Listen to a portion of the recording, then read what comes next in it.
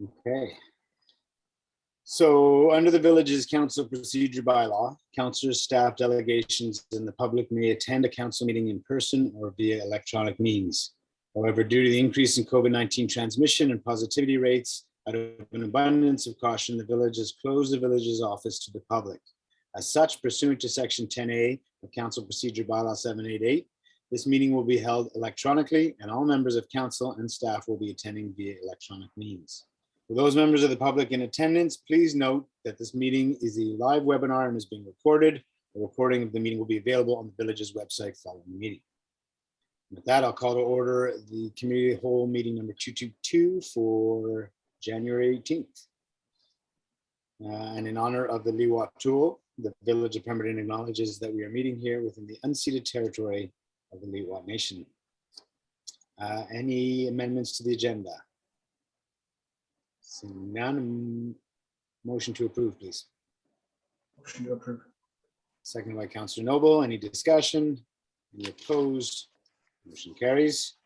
Adoption of minutes from Committee of the Whole 221 from Tuesday, December 7th.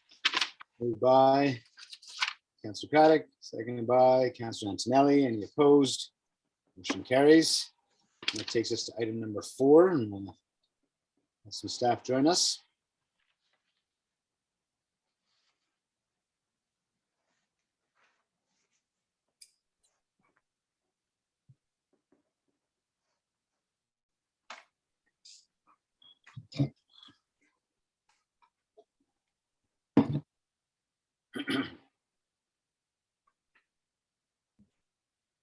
Sheena, are you expecting Tom?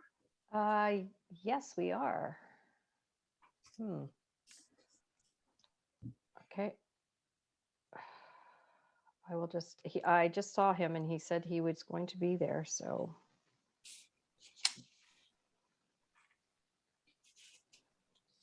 Stand by.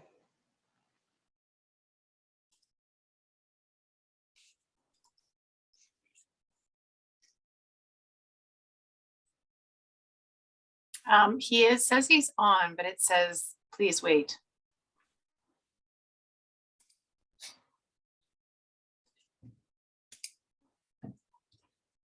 No, you're on mute, Sheena.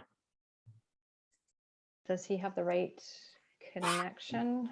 I will send him another invitation. Okay. There you go, Ted. It's not just you.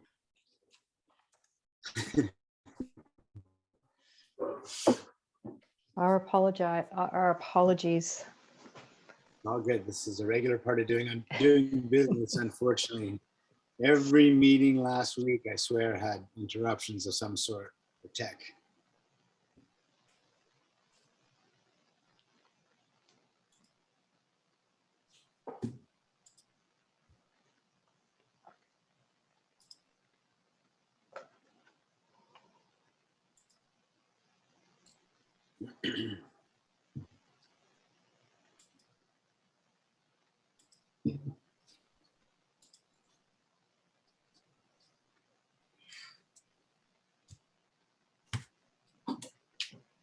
There he is.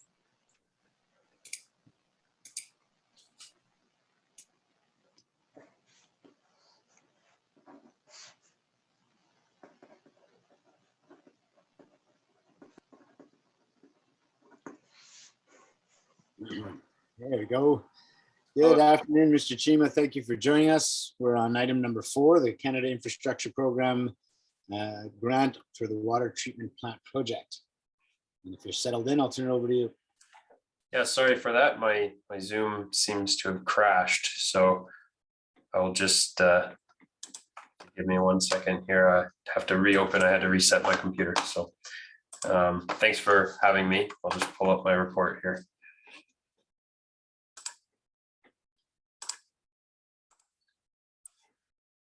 Okay. Thank you, Mayor and Council. I guess Committee of the Whole. I'm here to present my report sorry. It's loading. This computer seems to be moving slow today. Here to present my report to the Committee of the Whole, the draft water treatment investigation report, review the results and discuss the recommendations. of the report, which includes the application to the Canada Infrastructure Program Green Infrastructure Stream Grant to fund the future water treatment facility for the village of Pemberton. So I think I've presented a few times about this issue regarding the manganese and iron in the water that we've identified. It started back in 2020. We did the Village of Pemberton Water System Assessment. You'll remember David Ward, our former Assistant Manager of Operations, prepared that report, which identified the elevated levels. We've been continuing to monitor that, as well as investigate some potential treatment options. So we included in the 2021 budget engineering consultants to investigate this treatment options. So we have now in our hands the draft report that they've delivered, and the recommendation from the consultants is essentially to build a water treatment facility, or at least commence the preliminary design of the water treatment facility, and they've made some recommendations. They've also identified a infrastructure grant that's also included in the appendix here, which would cover up to, what was the total? 73.33%. So the village would be covering 26.67% of the funds. So yeah, essentially I'm here to present both the investigation and the grant application. So for the investigation, which is also attached in the appendix, not sure if you all had a chance to review it thoroughly, but essentially they've made, I noted the most notable conclusions, which is that the existing wells that we have these elevated iron and manganese levels, which are either approaching or exceeding the national standard guidelines for those levels.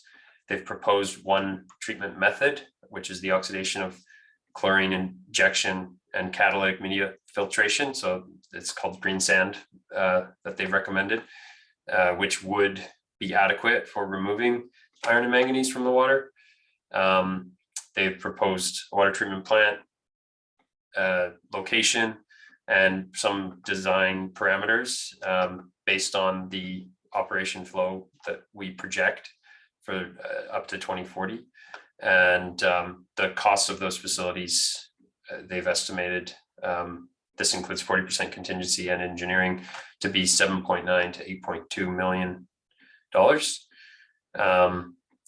Also, they've using data from other plants and as well as the material costs and electricity and sludge removal, everything kind of all in accounted for. The operations costs approximately $250,000 per year. That includes operator cost as well. So yeah, that's the summary of the report. I can take questions on that now or wait till the end. It's up to you guys. Wait till the end, meeting after you talk more about the grant part, or which part? After the grant, yeah. This was the I kind of broke it into two parts, the investigation and the grant. So Okay, go ahead, Councilor Antonelli. I just had a question about the cost. So the upper end was around $8 million, and that's to treat our existing wells. I'm just wondering how this fits in with the new water system. So is this considered, $8 million to fix the problem, or in so many years we're going to have to spend more to completely, look for a new water source? And given the cost of the treatment, I guess how does that, what does that make you think about the new water source? So, sorry, you mentioned a couple things. You said fixing the problem. So there are a few problems, I guess, to clarify. You mean the issue with the manganese and iron? Okay, so we have an existing source that we've projected to be adequate in terms of capacity to at least 2040. The issue with that source is that we're seeing these elevated iron and manganese levels, which are somewhat alarming, not to cause alarm, but more around what we expect that to get into. So this would be just to address that issue. It would not be related to a new source. However, the idea with this was that if we have a treatment facility that can remove manganese and iron, and we've specified this with our consultants, that potentially we could look at a new source, for example, the Lillooet River Aquifer, which is very nearby to our distribution system and would be fairly simple to, if we did find another source within the Lillooet River Aquifer, which is known for having much higher manganese and iron than our current wells, which is why we've never really investigated that as an option for increase in yield, that we could potentially treat that as well. So in the design phase, and the report mentions this, that we would do more in-depth sampling and do some batch sort of lab testing of how they would do the treatment. We would ask that they take from that source, because we sort of know that the Lillooet River Aquifer is quite plentiful. The issue is mainly that it's poor quality. So potentially, for example, the medical clinic or the Signal Hill School have a well that they use for irrigation purposes, which, as I understand it, has quite a high yield. It's just very rich in iron. So potentially we could use this treatment facility to treat a new source. This is not investigating a new source. We will consider potential other sources down the road, but it would definitely widen our horizons on what new sources we could tap into. Does that answer your question? Yes, it does. Thank you. There is a potential if we ever went towards, we've talked about the Birken Aquifer in that area. If we went there, then this water treatment plant wouldn't be able to treat that water source. Would that be too? So I would love to tap into the Birkenhead Aquifer, just for the record, because I from what I understand, it's incredible source in terms of water quality and yield. Now, the issue with that is that would be completely redesigning our whole supply and distribution network. We don't have any infrastructure out that way, so that would be a massive project. And I know that this sounds like a massive project, but that would be 5 to 20 times this project. And I think that, and Mr. Mayor, you've mentioned this before, and I think that in order to do that, it would take a multi-jurisdictional focus as well as development involving potential developers that it would benefit as well. So, I mean, essentially we would have to pump water all the way up the hillside and then have it distribute down. And even if we did that, which ideal world, let's just say we had this project, $50 million to dip into the Birkenhead Aquifer and distribute it to us, we would still likely need to utilize our existing wells. So I think that if we were to tap in there, it would perhaps supply Sunstone Ridge Industrial Park, the development that way. But I don't know if we would have the pressure capabilities of getting that up the hillside here, which, as you know, we also have future development on the Benchlands hillside in town. So I think regardless of that potential, which, as I say, is quite far off in the future, I would love to also investigate that. But regardless of that potential, I think we will still have the need for the source that's in town. And also, the other thing I would say to that is that this is more or less an immediate need. I mean, right now our levels are good. We can still distribute this water safely to the public, and there's no concern of health problems or anything like that. But from what we've seen with our backup well, which is currently our backup well, which was previously our primary well, it very quickly deteriorated to the point that we had to drill a new well from the same source, aquifer. Yeah. We were lucky enough to find a good source. Now, you'll remember maybe 2 years ago, we met and we were looking for a fourth well within that aquifer, thinking that it would be good to have a backup. As the quality of our backup well deteriorated, we thought we need to have a backup just in case something happens, say with the pump or with whatever. that prevents us from using that primary well. We were futile in that search. We did try punching some new wells within our current aquifer just to have the backup well. And that's why we focused on putting a generator in for our existing well for, you know, redeveloping both wells in an attempt to improve quality. We've been doing extra testing to make sure that we can catch it if it starts to slip away. But essentially, to answer your question, I think that regardless of the future source, we will still need this source. And this issue could become very urgent. So I think that it's something that we're kind of looking at the right now need. New source would be more like the 25 to 40 year need. And I think that we need to do work on that. We need to start planning for that. But this is kind of my right now need type of project. And although not right now, like tomorrow, we have enough time to plan it properly and execute it, and also seek funding that is available. So that's sort of going into the next part of the report. Thank you. That was a very clear answer and very helpful. Any other questions for this part of the report? Go ahead, Councillor Craddock. You're on mute. Thank you. Mr. Seema, I'm just wondering about the 40% contingency fee. That, you know, that's over $3 million. That seems pretty high. Is that normal now in that type of project? Yes. In fact, the grant requires a contingency because they do not have funds to cover any overages or any extra costs that were not foreseen. So based on the level of detail that we have, like we haven't designed a plant.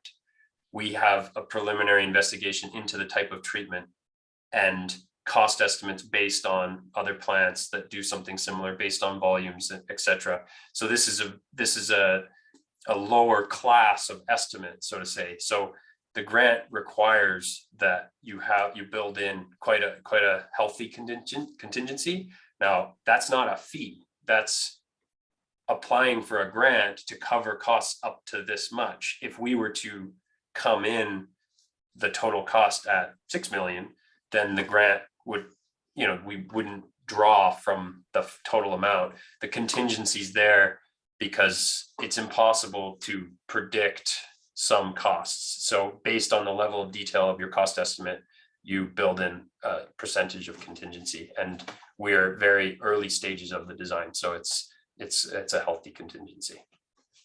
So in essence, at the end of the day, the cost to the village of Pemberton could be anywhere between 1.3 and 2.19. You could look at it that way, yes. If they've nailed it on the head for the cost estimate that they expect the facility to cost, which again, it's fairly high level, then it would be essentially, yes, we would cover 26.67% of the project cost. Thank you.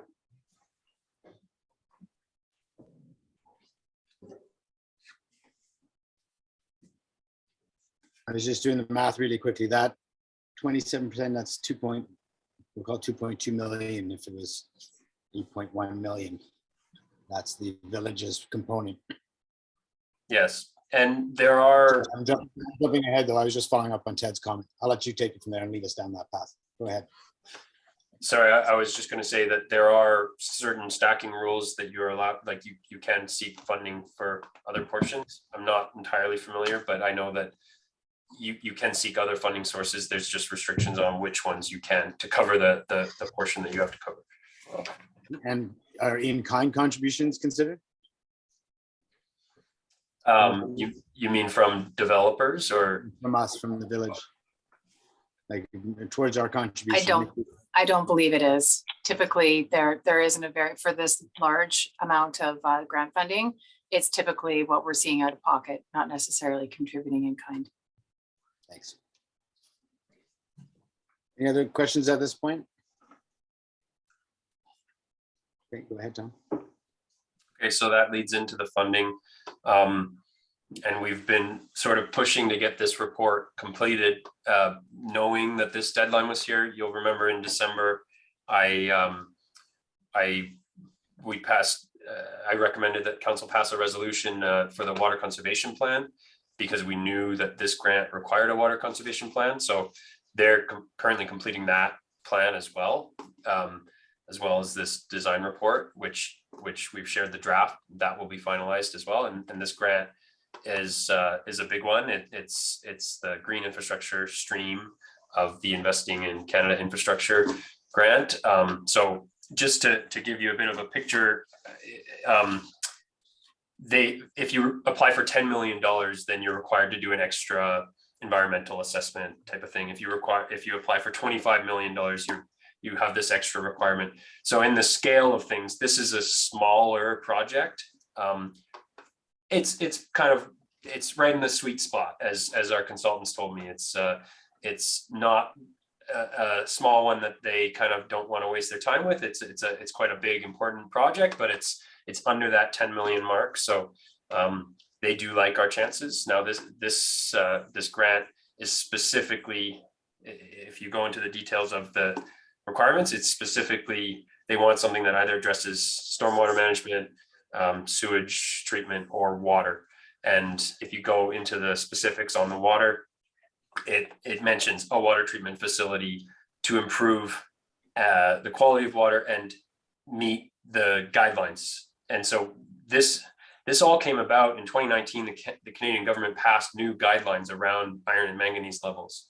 And that's when we said, oh, we're at that point, and one of our wells is above it, the other one's close to it. And that's what sort of started this whole thing off. So it's a pretty clear cut case that, well, we are going to need to do something in order to meet these guidelines. And that is mentioned in the grant as one of the specific projects that will be approved. So this project, yeah, we've kind of talked a little bit about the contribution. It's split. The government of Canada covers 40%, the province covers 33.33%, leaving the remainder of 26.67% with us. With the total cost, Mr. Mayor, you mentioned, of the maximum project cost, built in that 40% contingency. And if we were to choose the option that was the highest cost, it would be 8.2 million, which would mean our contribution would be around 2.19 million. I mentioned the requirements of the grant are council resolution, and then several things around the project, the location, the detailed cost estimate, the site plan. These are all things that our consultants are preparing, but we will need to pass a council resolution that supports applying for this grant. And then also we need to show evidence of the secured funds, which we would also prepare a report for the next council meeting. Now, the application deadline is the 26th of January, but they give you 30 days to get the council resolutions, knowing that sometimes schedules don't work. So I think we have council meeting on February 1st. So that would be when we would come forward with a resolution, as well as to receive this final report.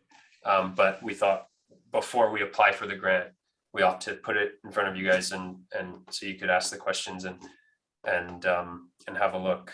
And yeah, we've already identified in the 5-year financial plan that a $5 million project was identified in 2025, which I think we also talked about in the preliminary budget sessions. For this, we knew it was coming, and I think we threw a number out there of 5 million. In one way, it's more than 5 million, the project, but also that means that our contribution is less than 5 million. So yeah, we would probably use that bylaw, the 5-year financial plan bylaw, as the evidence, as well as doing the financial in the background. But essentially our intention is to finalize this report and recommend that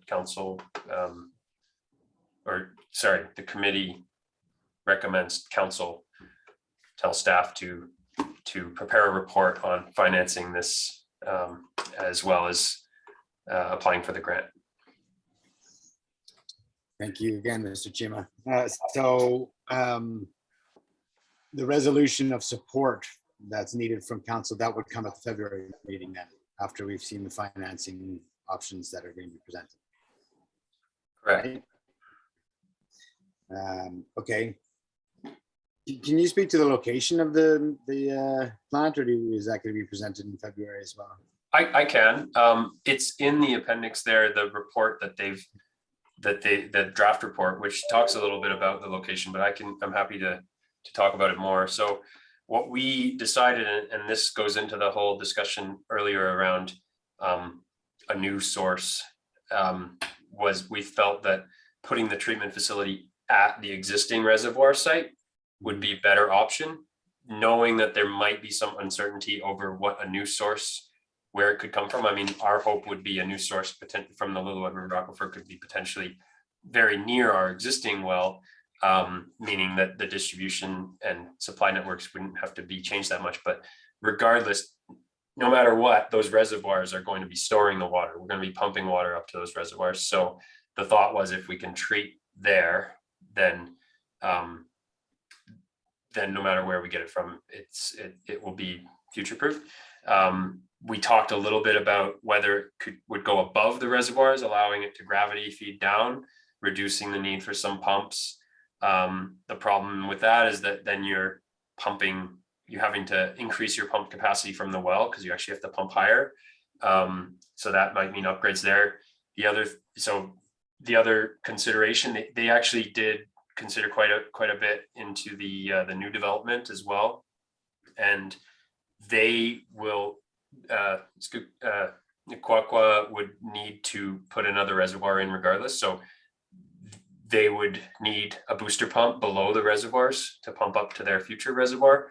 So the thought being, and the designers have considered this, that they would accommodate room to put an extra clear well that would pump up to the new reservoir. So that's sort of going into this. We haven't actually made a decision on the specific location, but we're looking at one of those two options. Either way, it would be near and around the reservoirs.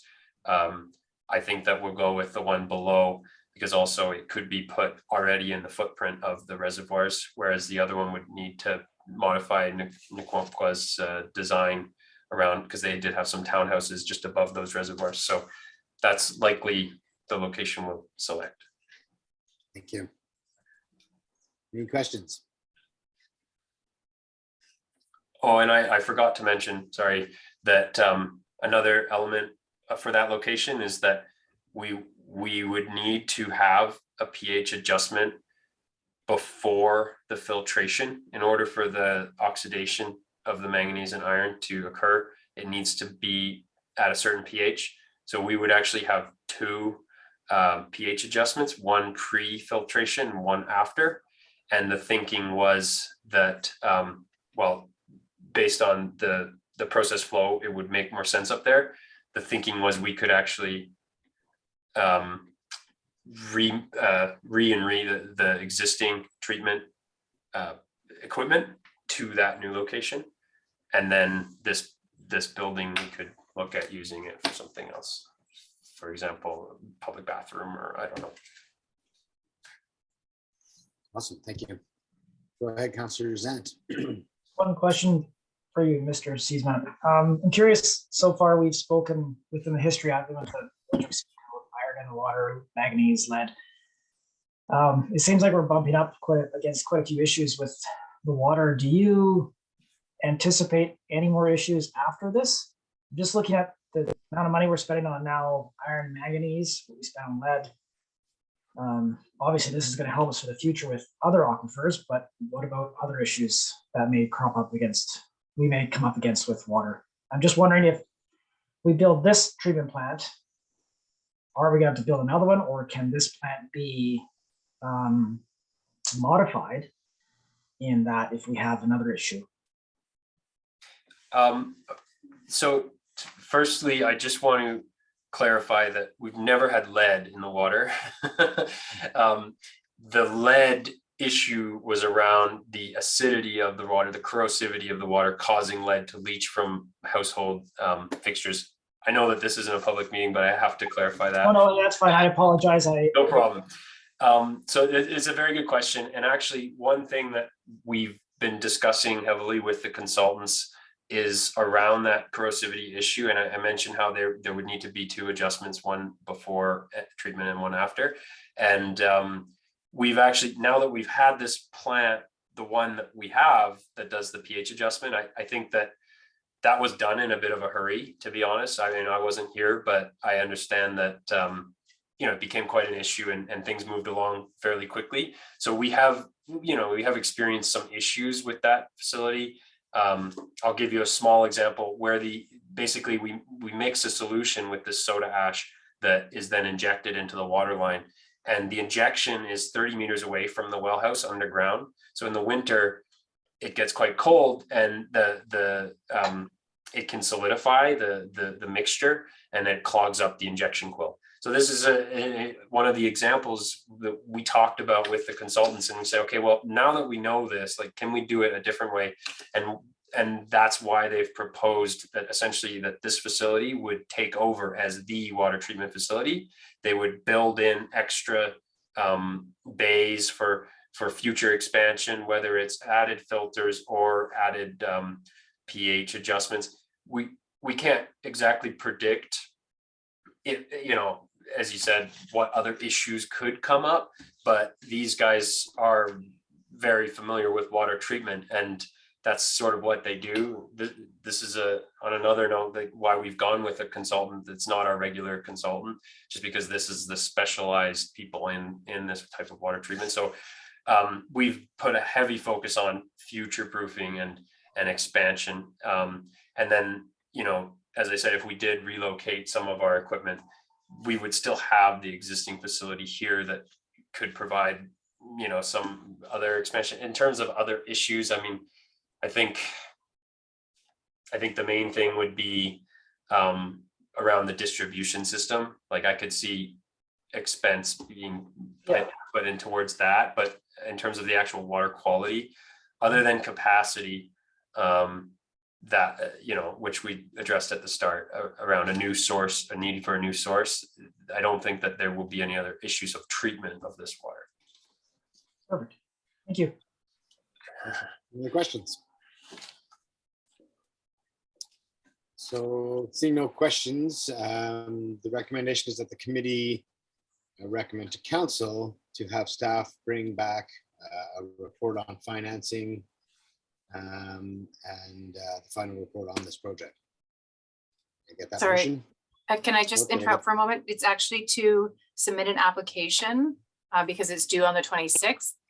And then the second part is to submit the official authorization to council at February 1st, which would identify some funding options as well. So sorry, my bad. As presented in your package, would somebody like to make that motion? Councillor Zant, seconded by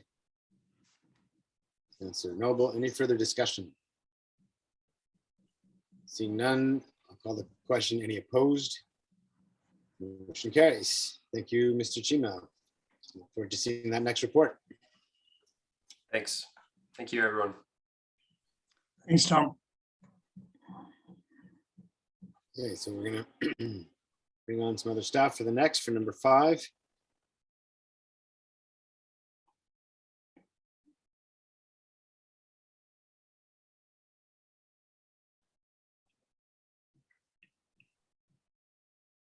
Will I need a resolution to allow the applicants to present after staff do, or is that okay in the committee? We need that for committee of the whole. If the committee, it feels comfortable, they could just make a quick resolution to allow the applicants to speak. That would be great. Is anybody else joining us? Ms. Virginia.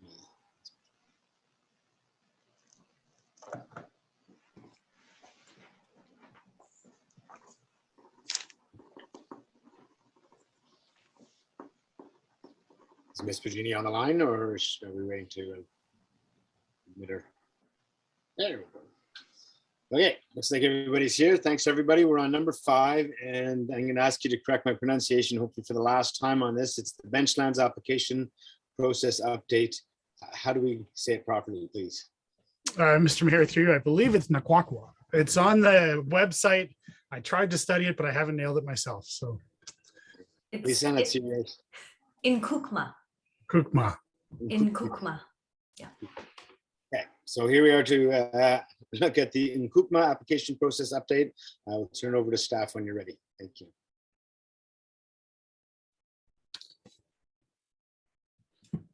Thank you, Mr. Mayor. Good afternoon to Committee of the Whole. The purpose of this report today is to provide the Committee of the Whole with an update, a status update more so, and some forecasting of where this application process is heading. It's being done largely to set the table for what we expect to be a busy few months as we start moving into this process in earnest. So we thought it was a good opportunity to come to Committee of the Whole and provide just that update. There is a proposed option should the committee choose to put something forward endorsing the process. But really, it's just to make sure that Committee of the Whole is being kept up to date on what's happened so far and is prepared for what's coming next. So that's really the intent of today. We're not looking for substantive comments on the application. As you'll hear as we go through this presentation and from the applicants, this is going to be a lot of work. There's a lot of moving parts to this. And this report is more process oriented. Certainly Committee of the Whole will have more than ample opportunity to provide substantive comments on the application when it's ready. We're simply not there yet, even at a staff level.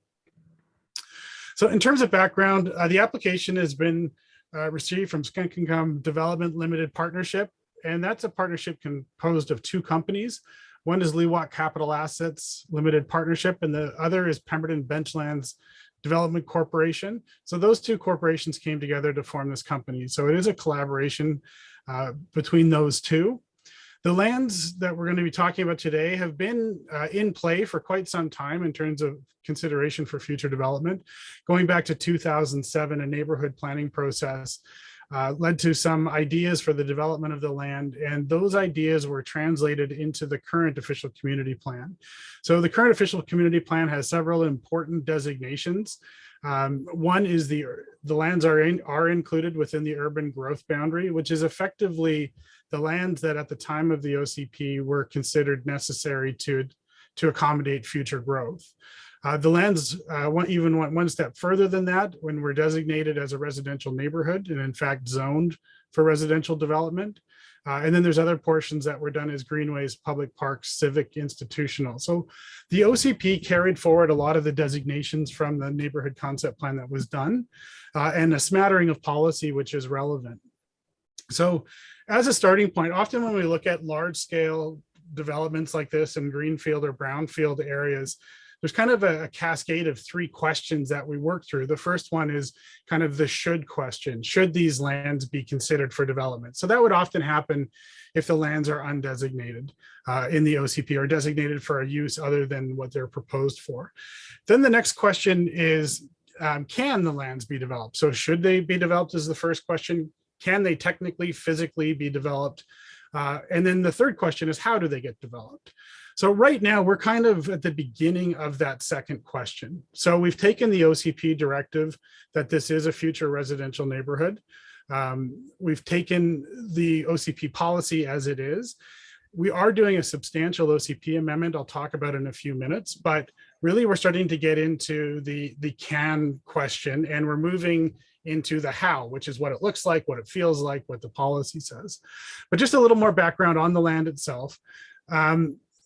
The partnership acquired the lands that are outlined in the bright red. So it's a total of 60 hectares, around 148 acres. There is a portion, I don't know if you can see my cursor, but it's listed as DL 8820. That's currently within the SLRD. So the village is anticipating or contemplating a boundary extension. We don't know the exact timing of how or when that will happen.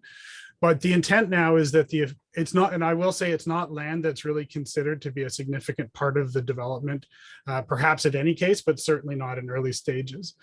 But the OCP will apply to all of the land that is within the village boundaries that we can apply an OCP designation and sub-area plan to. The rezoning that's been submitted concurrent with the OCP application is shaded in a lighter red color, and it's comprised of the 3 large blocks you see here, amounting to 31 hectares or 77 acres. The eastern portions are not included in the first rezoning. They will be included in the OCP. We don't know exactly how it's going to handle them, but they're affected by the former gun range, and they have a contamination issue which is being dealt with. And until we know a little bit more about the extent of the remediation and how it will look, we're not going to be dealing with those on a zoning level. So that would be a future exercise following this one. The proposal as it's shown is, and the reason we're going through a lot of this process is there's been a bit of a rethink from what was originally approved in the OCP. The OCP actually goes into on Schedule B, which is kind of the main OCP map that describes land uses. It goes to considerable detail and actually shows roads and shows parcels and shows green spaces. This, what you see in front of you, again, we're not at a stage yet where we're looking at this other than the colors of the blobs on the map, but it's intended to be a bit of a rethink. So it's looking at some comparable densities. This first phase would be around 270 mixed housing units. So there'd probably be a mix of standard single family lots, small lot, some townhouse. Preliminarily, a site's been identified as an apartment. And when we get to that stage, we will dial this in, but the general mix is shown here for stage 1. So it'll be predominantly a residential community.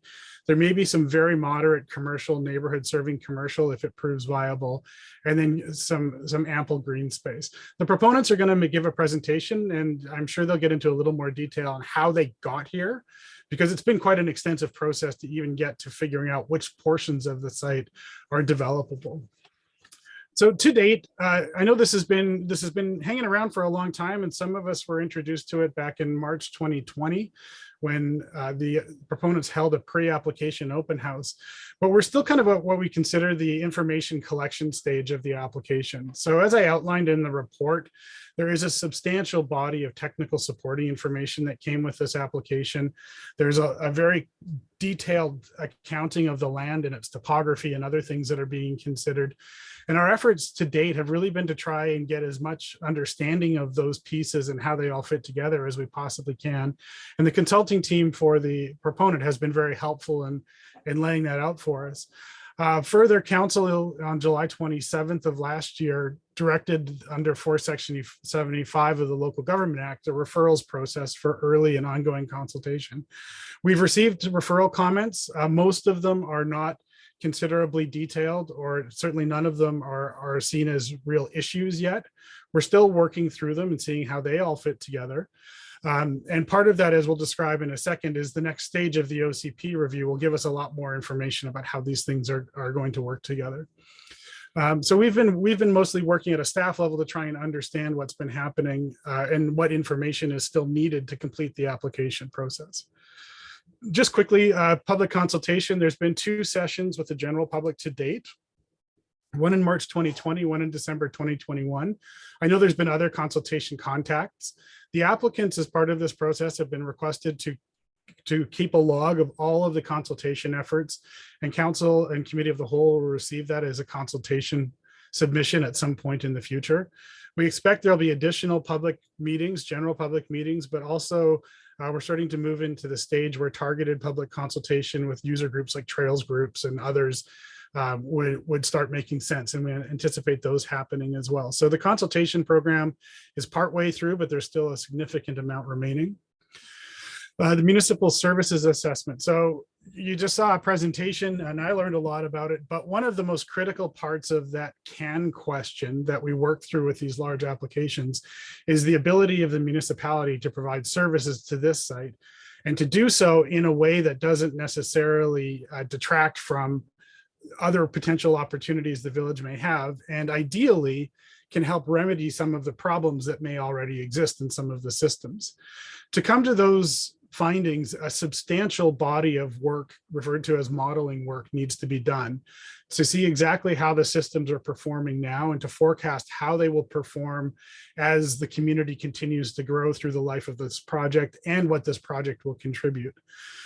This work is just starting now. The applicants have agreed, it's in excess of $100,000. The applicants have agreed to fund the modeling exercise on behalf of the village.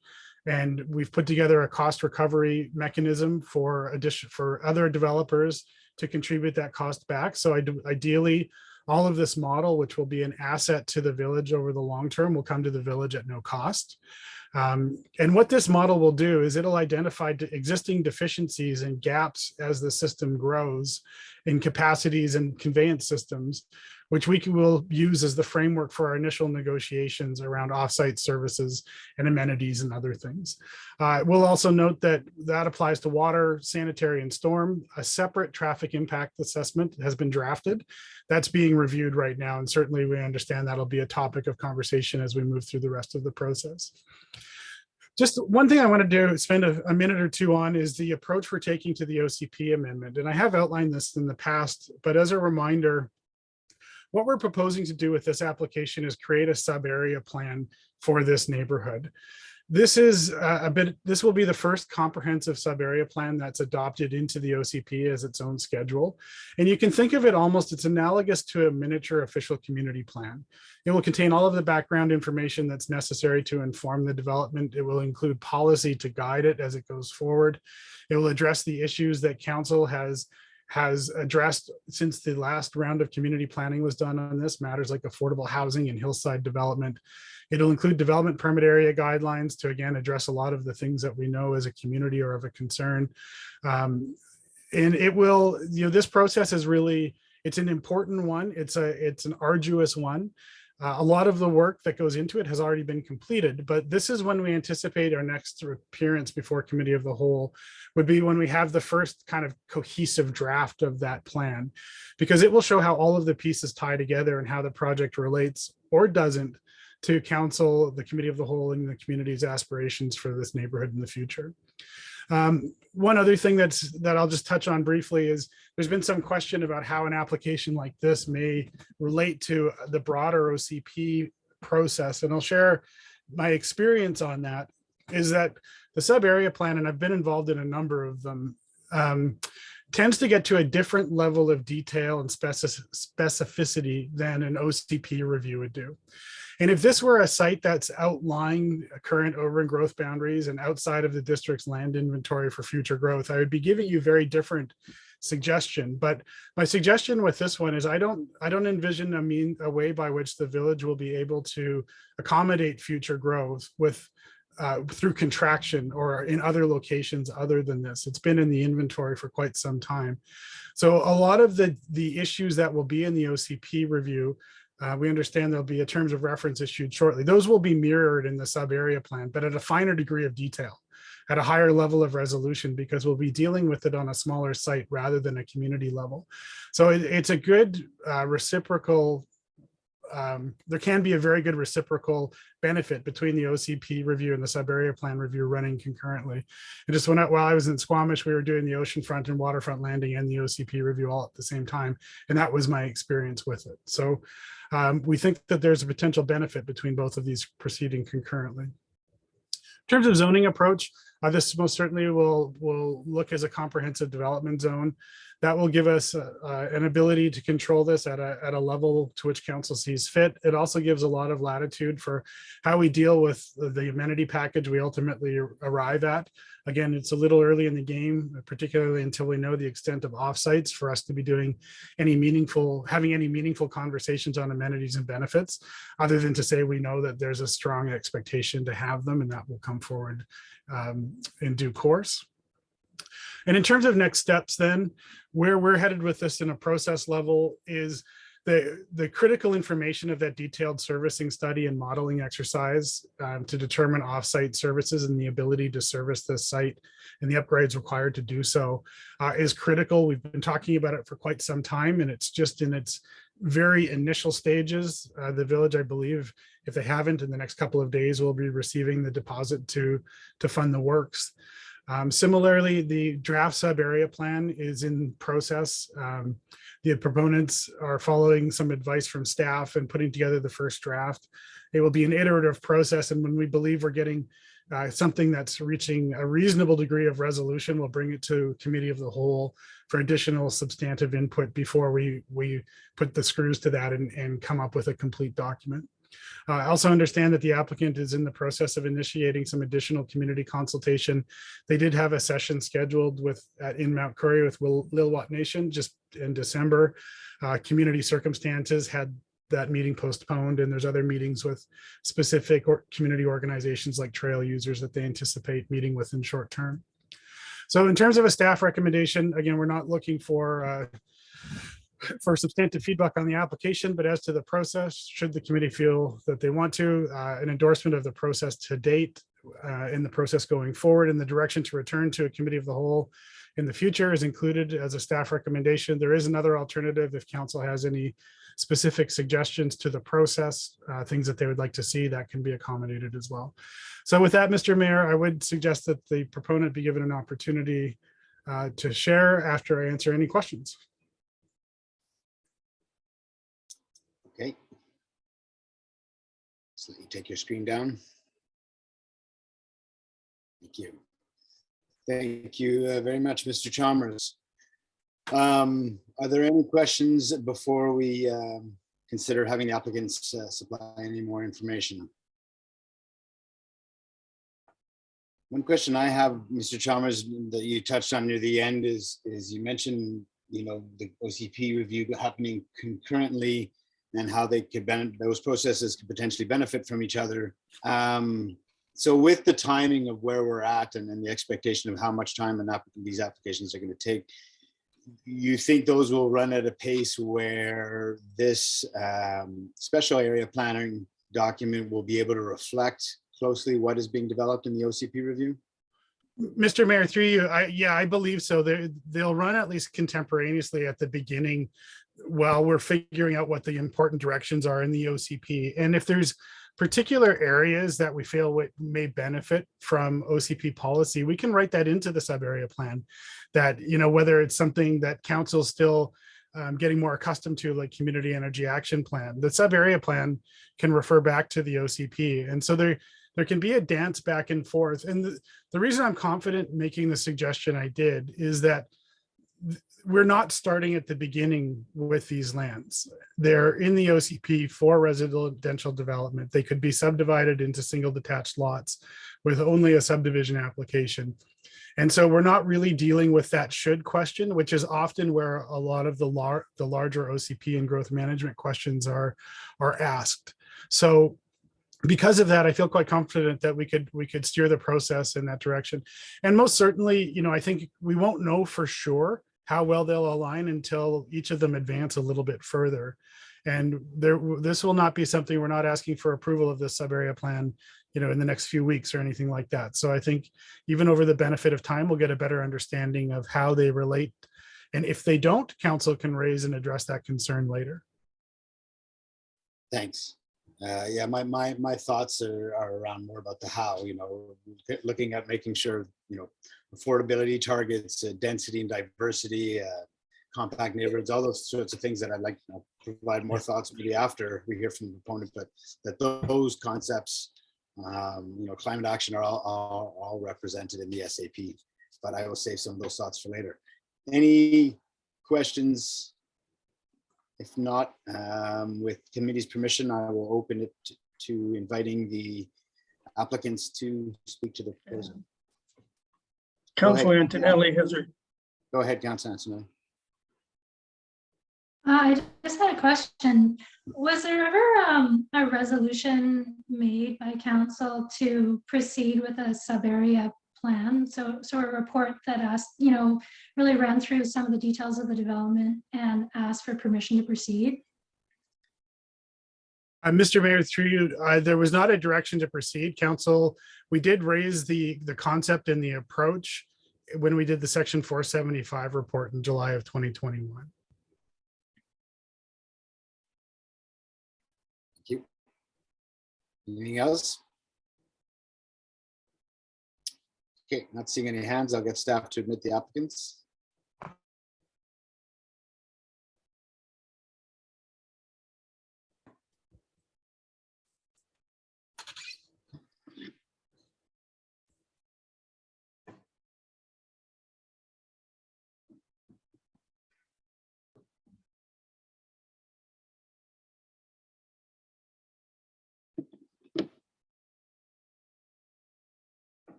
Good afternoon, Ms. Lamont.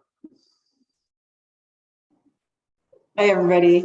I think Carrie's going to start out, and then Carrie Mahaffey of the Lillooet Nation, and then Paul Fenske, there he is. Then I'll go in and a little bit of a recap with what Cameron is talking about, and then Paul Fenske from Acoustics will carry on with the more detailed technical presentation. So Carrie, are you good to go? And then I think we will need Paul to share his screen. Or to be able to share a screen.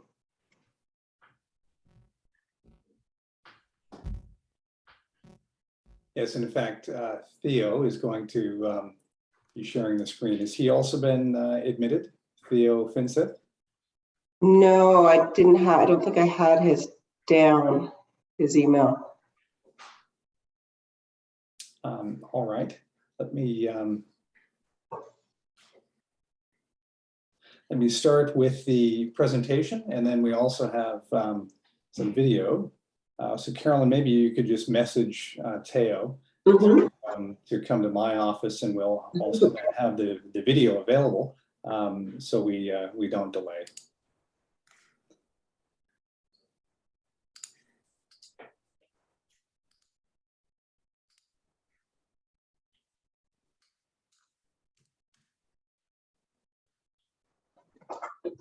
Can everyone see my screen? No. Not yet.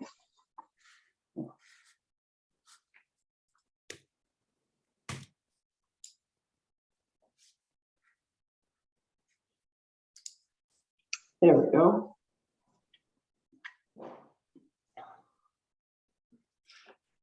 Can everyone see my screen now? Yes.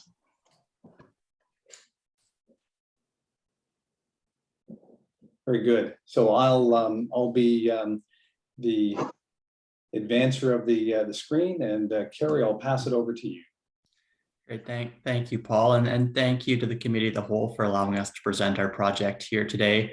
We are really excited to share sort of our initial results of multiple years of study, multiple community meetings to update the plans for the area that has historically been known as the next phases of the Pemberton Benchlands development. Next slide there, Paul. Yeah, the proposed project, which was given the name Nkukma by the Lillooet Culture, Heritage and Languages Authority, is the continuation of the existing Pemberton Benchlands development. The initial phases of Nkukma include significant investment into the community, including off-site infrastructure, local employment, and increasing the market size for the existing retail and service sector. And as part of the development, we will be required to upgrade existing municipal services, including roads, stormwater drainage, water service, new parks and trails, fire smart work, as well as significant community amenity contributions. The site plan incorporates and will continue to incorporate Lillooet values, including a cultural interpretive plan prepared by the nation to showcase the nation's language and culture throughout. As mentioned in Cameron's staff report, the formal applicant for the development is a partnership between a Lillooet Nation-owned company, Lillooet Capital Assets Limited Partnership, and Pemberton Benchlands Development Corporation. The nation has previously worked with a significantly related entity to the Pemberton Benchlands Development Corporation through the development of the Baxter Creek and Baxter Creek development in Whistler, and the Red Sky Townhomes in Whistler as well. So we are quite proud of this project and the work that's been completed to date, and the sort of overall impact it should have on the nation. And so with that, I will turn it over to Carolyn Lamont to give a little bit more detail on the project. Thanks a lot, Carrie. So Carrie did introduce the business, the partnership that's doing this application. I would just say that I'm the project manager of this project, so coordinating all the consultants, working with the village all together. So just so you know where I fall in the process. It is great to be back in front of Pemberton Council. It's unfortunate we're not live because just makes for a better presentation as you go forward. I'm going to just speak to a handful of slides that provide context to the Skankinum development. So this is the first one, is our technical team. And I think it's important to realize the amount of work that's happened in the last pretty much 5 years and the costs associated with that. So planning and design, environmental conditions, civil servicing, geotechnical constraints, archaeological, market analysis, contaminated site investigations, and more recently, public engagement. So there has been a lot of work and a lot of investment done to date. Next slide. And this team was fundamental in understanding the land, both from the land purchase as well as the updated land development application. So just touching, the slides touches on the various steps that have occurred as we've gone through with the acquisition process, or Lil'wat Nation has. The 2005, many people don't know, but there was an accommodation interest as the first phase of the benchlands was sold, and it was within the unceded traditional territory of the Lil'wat Nation. As well, there has been OCP policies in the protocol agreement that further has supported this type of initiative. In 2017, the Lil'wat did pursue the purchase with the province, which was probably about a 1.5 year process to get to a signed offer to purchase, which occurred in 2019, with the transfer completing in 2021.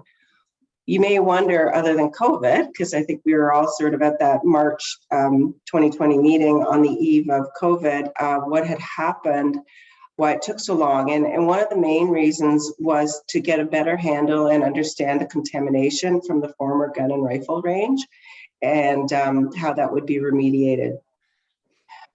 As well, that time we looked at securing existing utility and public use of trails in the area, so that those have all been registered, and we've worked with staff on that and other, the CBC and the SLRD on that. And further, just the real due diligence to go forward and making sure that we fully understand the land. And I think we were all pretty surprised, but also pleased about the archaeological findings as one item as we move forward.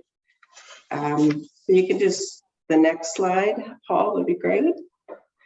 So Cameron did go through sort of what the property looked like. We've shifted this a little bit, and you can clearly see that the 3 parcels that are part of the development application. And then what I like to call, looks like Winnie the Pooh, and maybe that's his friend, I don't know.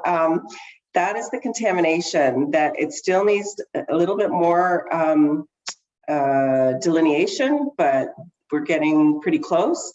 And so those lands cannot be part of a development application until they are cleaned up in accordance with the provincial agreement, as well as encumbrances on title of the land. And Cameron also noted that DL 8820 is not within the village boundaries, so could not be part of the rezoning application. Okay, next slide. And this is what the OCP looks like right now, as far as land use designations. And I suppose the planner of the day wanted to make sure that the land uses were fairly consistent and a lot of the open spaces. And so that if there was a change, that it could come through through a new OCP amendment, similar to what we were doing. The 503 affordable housing, or 503 units were proposed at that time. There's also affordable housing. And then as you can see, it was primarily a single family subdivision with neighborhood park. It also had an elementary school, which has since been removed by the school board. So as was mentioned by Cameron Chalmers, an amendment would be required through a sub-area plan. The current zoning, I don't have a map to show you, but it's basically the 3 parcels we're applying for have an RS1 zoning. The intent, again, would be to look at more of a more flexible CD zone, which allow greater opportunities for housing diversity. I'll now turn it off to Paul Fenske, a principal of Acoustics, to share some of the key inputs and design as part of this development application. Thank you. Good afternoon. Can everyone hear me? Yes. Very good. So in picking up on Carolyn's overview of the Kukma Benchlands development application, bit of a project status for us. As was mentioned, the work was really begun in 2017. And as you can see on the bar on the screen, 2019, the purchase agreement was signed with the province, which then allowed us to move forward from 2019 until this fall with planning and engineering technical studies and reviews that we both shared with and had review initial comments from the village, as well as then with the province as it concerns the historic gun and rifle range at the contaminated site. As Carolyn mentioned, at the very beginning of COVID, we had our first open house March 11th of 2020. Since that time, of course, the technical reviews and studies have been continuing. That work has then been folded into both planning and design on this very promising but challenging piece of land. In the fall of last year, there was the completion of the provincial land sale with the Lillooet, and that then allowed us to move forward on December 8th with our second open house using a virtual format, as well as a project website in order to provide full 24/7 access to information regarding the Kukma Benchlands development application. And of course, we're here today on January 18th. A critical part of updating the 2007 NCP was to ensure that we had an accurate and up-to-date understanding of the land. And that really is summarized in our constraints and trail plan on the screen before you.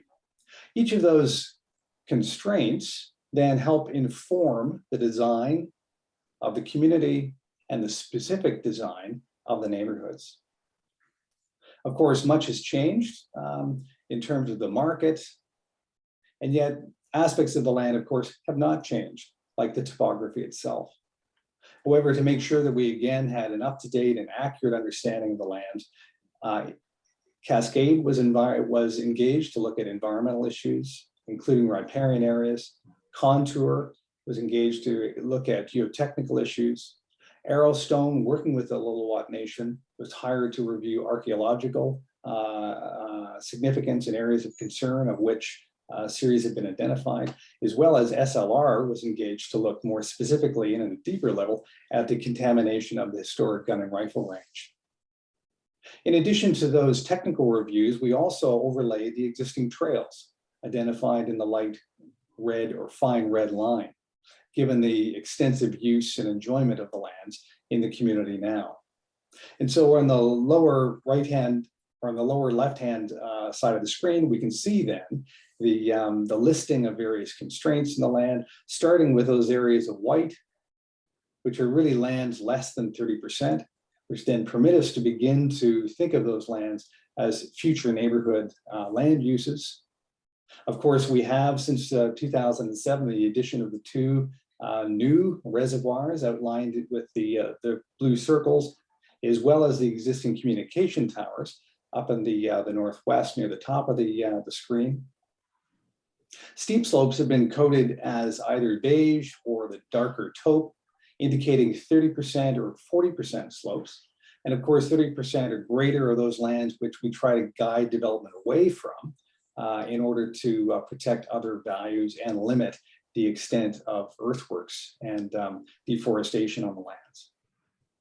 In addition to steep slopes, you'll see there is one area identified of old growth Douglas fir forest in that green dot, kind of in the center, as well as mentioned by Carolyn, the contaminated site associated with the historic gun and rifle range. In the lighter orange then, associated with generally high points on the site, are those identified archaeological areas of concern. In addition, in the gray, both the dark gray, the rockfall hazard zone, the geotechnical area of concern, as well as the light gray, the rockfall mitigation.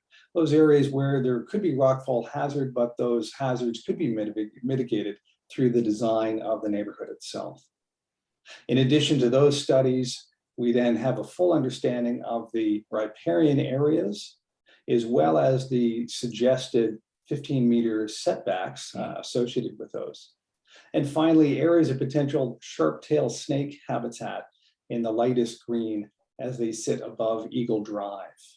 And of course, as mentioned at the beginning, those existing trails in the light red as they lace through the properties. Building then on that summary constraints plan is then identifying potential land use and the potential for those lands to contribute to a new neighborhood according to the policies set out in the OCP for the NCP area.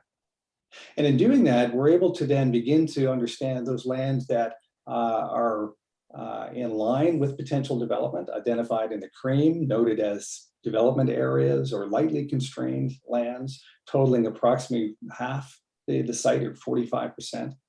And in contrast, we've also been able to identify in the green the non-development areas, those lands that are highly constrained, either through topography, archaeology, environment, et cetera. And those lands then are the lands that we actively seek to keep development away from. And having that understanding of the potential of the land, we're able through then to have a bit of a comprehensive view of it and begin to understand the land as a framework in which to guide future neighborhood design. Of course, the neighborhood concept is built on the fundamental expectations and land use variety that's embedded in the 2007 neighborhood concept plan. And our work since 2017 has engaged and looked at how do we update the entire neighborhood as shown on the screen here, including that opportunity for a looping collector road, as well as a variety of land uses as indicated through the variety of colors.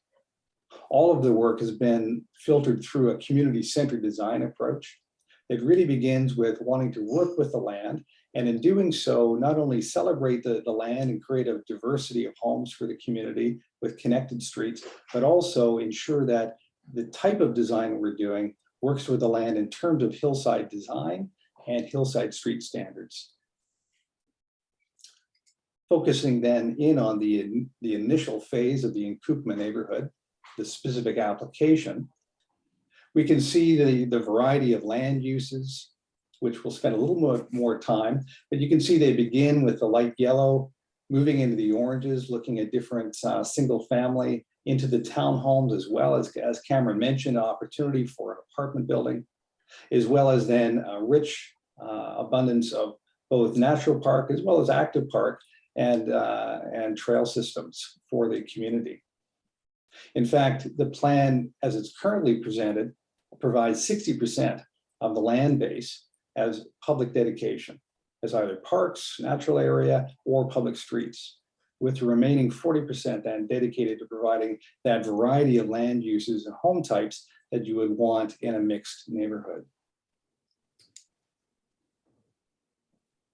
One of the central tenets of the 2007 NCP was to ensure that housing within the benchlands was meeting the needs of the community. And of course, the needs of Pemberton have shifted over the last 15 years, not only in cost, but also in the type of homes.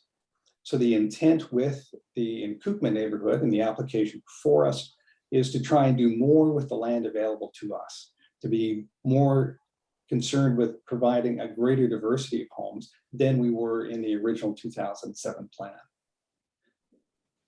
And in doing so, not only recognizing community need for attainable family-oriented homes, as well as also planning for downsizing and aging in place.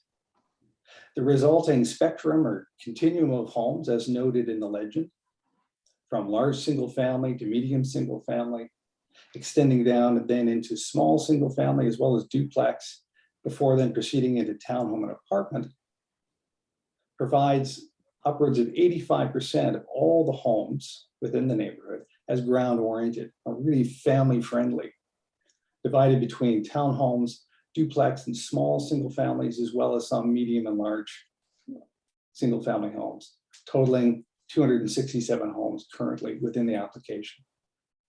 Of course, all of the home styles would be controlled through future design guidelines. Moving beyond homes and the variety of land uses into how was the neighborhood connected, we developed a series of hillside street standards that provided for the needs not only of cars, but also pedestrians and cyclists, to ensure that we are creating a street system that's really designed from the beginning to share. And in doing so, you can see that there's then a hierarchy of streets, beginning with the extension of Eagle Drive in the orange, which would be the extension of the collector road that would tie up to the top of the Nkukma neighborhood, and eventually through future phases, create that collector loop system, tying back on itself. In addition to the collector road, in which driveways had been limited through the use of the blue shared driveways or the yellow strata lanes, we also have the light orange public local streets. And in two cases, we can see that those local streets loop back and create opportunities for looping, both for vehicle circulation, but as importantly, if not more importantly, looping for pedestrians and cyclists, giving a choice of how to move through the neighborhood.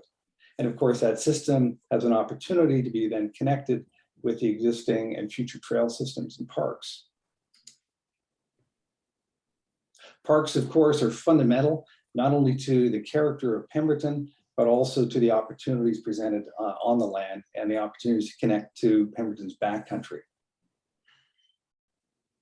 Central to that is to ensure that we're working with the land.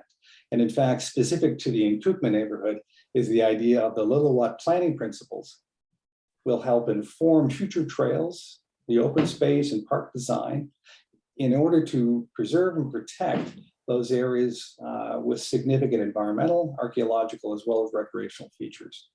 In its current form, 50% of the lands are dedicated for public park and or natural areas. And in combination with the street system and its pedestrian and cycling provisions, there's an opportunity then to provide a priority for the pedestrian with a multi-use connection, ultimately all the way to the village. And with the presence of e-bikes and e-scooters, the idea of connecting to the village is easier than ever without the car. The neighborhood is understood to be designed and built out in two primary phases, within each phase having a variety of home types. The first phase, outlined in the red, is really the initial extension of Eagle Drive, taking advantage of the lower terraces within the Nkukma neighborhood, and totals approximately 128 homes divided between single family and townhome, followed then by phase 2, outlined in the light blue, of a similar size, but with the addition not only of townhome and single family, but also the apartment area. The plan, given its challenging topography and the number of constraints, as well as the aspirations of the neighborhood to fit the needs of the community, the work has been modeled and designed not only in 2D plans, but also in the third dimension. So what we'd like to do for the final portion of the presentation is just share some of the 3D model videos that look at the draping of those designs on the land, both the constraints, the potential, as well as the neighborhood, to provide a better and fuller understanding of the design in its current form. For that, we'll stop sharing and we'll bring up the video link, and then we'll reshare again.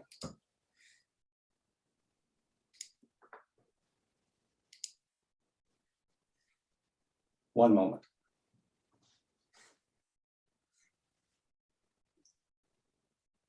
Should I download this or should I just share this? Sorry. So we're just going to quickly access the video and then we'll share it.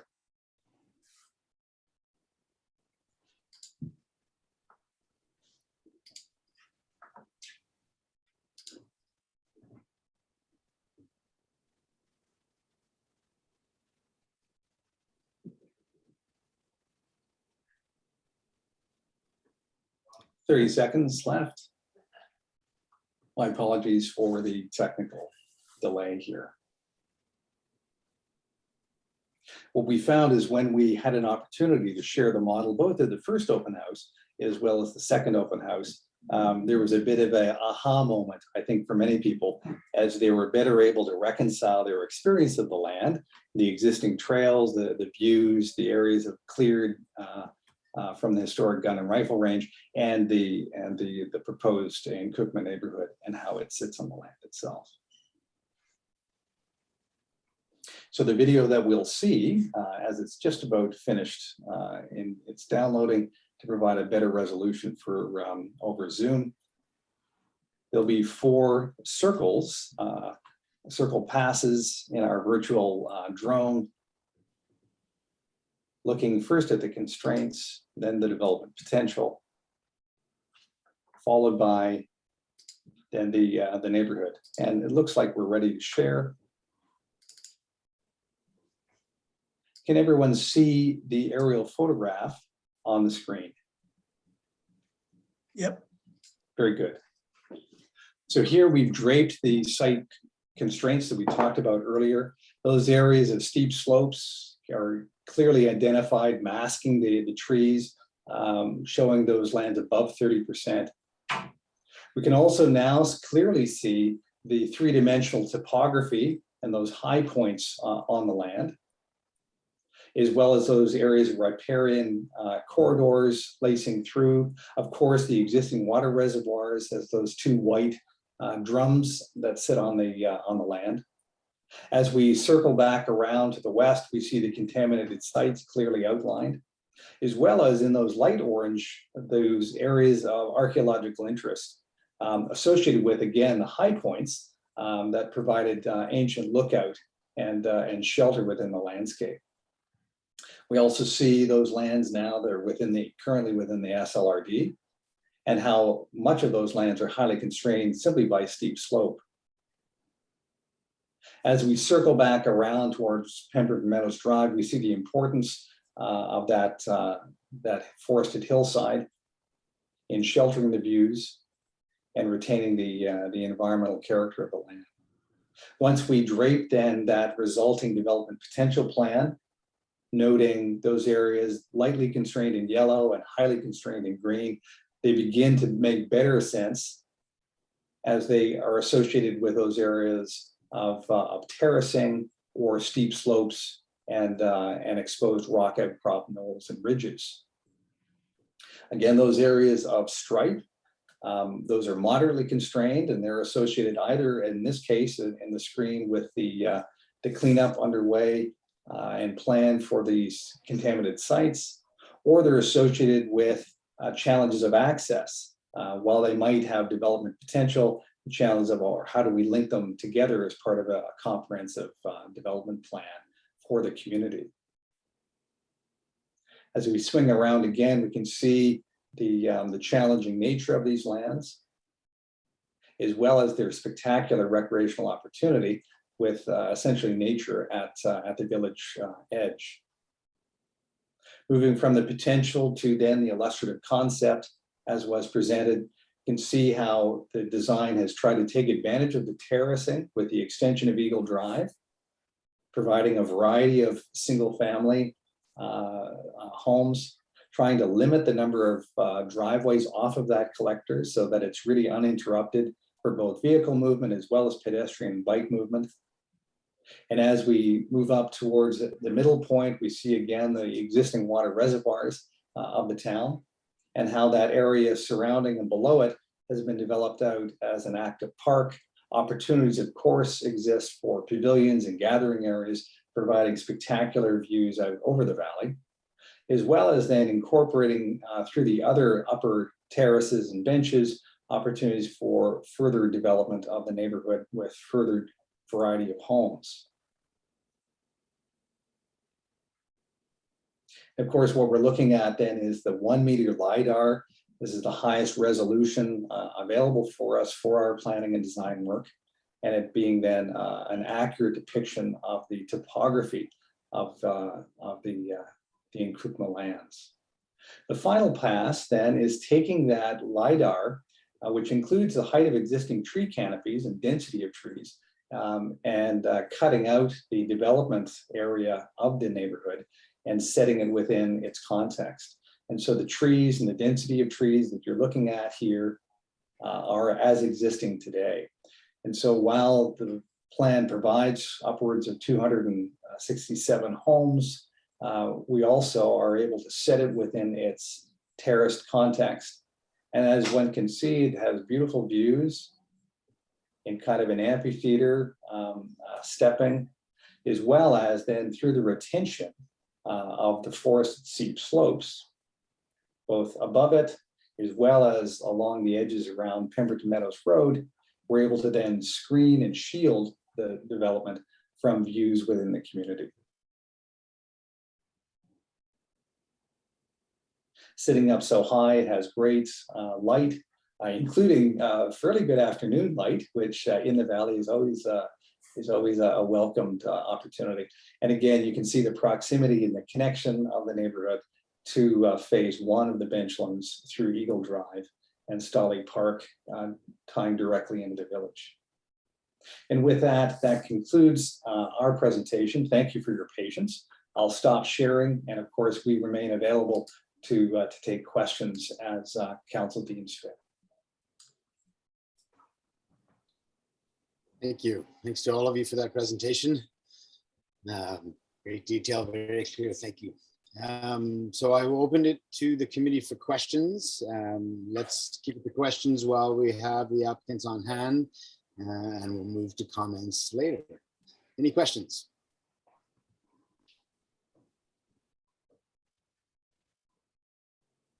Councilor Craddock, go ahead. Yeah, thanks very much. Through to Ms. Lamont, appreciate the presentation. Where the two water towers sit, if we were to build out more area there for public works, do you see that as being a constraint at all with residential building in that area? Through the chair, right now that site has been set aside, and we haven't, I don't think the village is at that stage yet to provide comment on the site plan. Certainly, you know that if as a public works site, as it currently exists, wants to be expanded, the village can make that comment through the development review process. I will tell you though that the new reservoir site for our project will be higher. It'll be close to the end of actually the road right now, and that will have the ability to service our whole project where we are. Thank you. And just one other question, if you don't mind, is the road network, is that set up to servicing potential bus transportation in that area? Acoustics did show the eventual build out where it would loop through, but again, through comment through the village, we would make sure that bus service can loop through. You can see most of the roads actually do loop within themselves, and then there's the larger loop that once the contaminated site is, if and when it's cleaned up, will also provide that. Thank you very much. Any other questions from the committee? Richmond? Go ahead, Councilor Zant. One quick question, one comment. Thank you for the report. It was very well detailed. My only question comes up in regards to where you mentioned phase one and you showed A, B, and C. And if I read that correctly, phase 1A would be single family homes, B single family homes, and then C would be townhouses. Is that correct? Yes. So are those three parts of that phase going to be built at the same time, or is it just going to be A first and then carry on? If I may, most of you know, with the exception perhaps of the last year and a half, is Pemberton's absorption rate is fairly conservative and rolls out slowly. It is our intent to update. We've actually updated it twice. This will be our third version of the absorption study because things change. But the intent is for a couple of reasons. One, to meet need of the community. Don't go off and clear a site when you might not need to. But the other is really financing. Pemberton is a tough rock to finance with banks, so you need to take off small chunks in each phase. So similar to other community project developments in Pemberton, you do a pre-sale to make sure that you have the market there before you go ahead. So yeah, it was deliberate to have the small phases. May I follow up? I see Councilor Emily's got her hand up. Go ahead. So I guess what I was trying to get at is that, I guess looking at it from my point of view, a townhouse will likely be less expensive than a single family dwelling. And as we've all talked about, we do need more affordable housing. So I'm wondering if your group would want to basically, I guess, change the priority of what buildings you build first, whether it could be townhouses first and then single family dwellings. I might really briefly, Paul, maybe mention how you determined which uses on each land, because I don't want to get too much detail, but there was quite a process to see what sites were best, because you don't want to trash a site to make it one use or another. So Paul, could you just briefly touch on that? Absolutely. As you recall from the plan, we're trying to take advantage of these fairly small and still fairly complicated terraces as we climb up the hill with the extension of Eagle Drive up around the existing reservoirs. The challenge with townhomes is the homes are all connected. And that means the foundations are all connected, and that means the driveways and the lanes are also all connected. And they're all fairly gentle, especially across the homes. In contrast, single family homes, whether they're big ones or they're small ones, allows independent foundations, independent elevations of driveways to come off the road. And that allows you, as a strategy in hillside design, it allows you to step up more quickly and be more responsive in the land. And that means retaining more trees and having less earthworks cut and fill, less disturbance. And so the strategy here was to try and take advantage, having a variety of single family, not just big single family like you see in Benchland's phase 1, but medium size as well as small and duplex homes as part of those initial phases, until we get up around where the reservoirs are, where it's gentler, and it allows us then to really get aggressive around the provision of townhomes and making sure that we're balancing that out. So it's really those gentler lands that are up above the reservoir where they sit right now that really provide the best opportunity for that. Understood. Thank you for that answer. Yes. Councilor Antonelli, go ahead. Yeah, I just had a question about affordability and what you see the price point being for the houses and where you see these people working.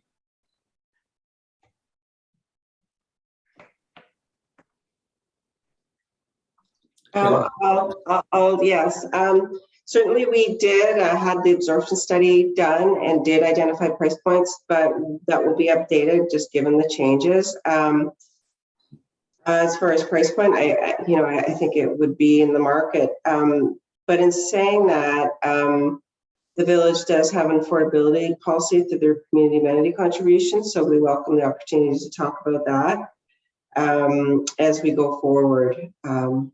And I think something else that, Paul talked a little bit about building form, single family, but that's not to say that you couldn't do a duplex with a suite if Absolutely. Up to the municipality. So I know Cameron's probably getting a little nervous now. He's moving around because staff really hasn't provided their input. And when Councillor Antonelli, when we look at affordability and how that goes, we are waiting for direction from staff first. And I don't think they haven't provided that. Close, I think, but they haven't provided it yet. Thank you. Any other questions? Go ahead, Councillor Noble. I'm wondering if the single family home component is going to contain rental suites. It definitely would be our intention that they do, subject to obviously fulfilling parking your normal requirements for suites, parking and whatnot, and setbacks. But I think those are a huge mortgage helper and also a wonderful rental unit for people that have the opportunity to live in suites. It would really help for the affordability as well as environmental end of things. Thank you. Any questions? Okay, I'm not seeing any other questions. I don't really have any questions. Some of my thoughts have been sort of brought up, and I know there's lots of work to be done ahead, but we touched on a lot of it today, and I look forward to the parts of the process where we get into further detail how the affordability pieces are going to be met. Do we have the right numbers, the right number of units? Are they going to be focused, there's the mention of an apartment building. Is it all an apartment building and in townhouses? Are they suites, carriage houses, other opportunities for affordable housing? What does that mix look like?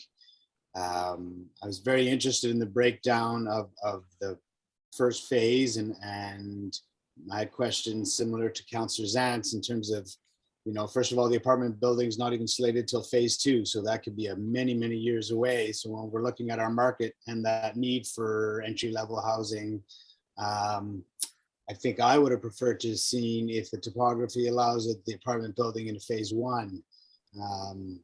So yeah, I'm looking forward to more detail on how affordability, pardon me, is met, the numbers, the prices, the staging of it and timing, and then the management of it, how those affordability levels are maintained over decades on perpetuity. Similarly, the density and diversity, and how you guys go ahead and successfully create a compact neighborhood. There's a lot of discussion around the 5-minute neighborhoods here and being community centric, so people don't have to get into their cars, pardon me, or walk down a pretty long hill to go get a jug of milk or maybe their mail, or all those sorts of things. So I'm looking forward to more detail and hopefully a lot of allowance for active transportation. I know it's all been touched on, but I'm hoping to see some really strong moves. This is the future of Pemberton.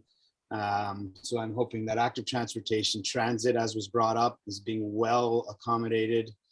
Potentially daycare space and other community spaces, that being accommodated as this neighborhood gets built out.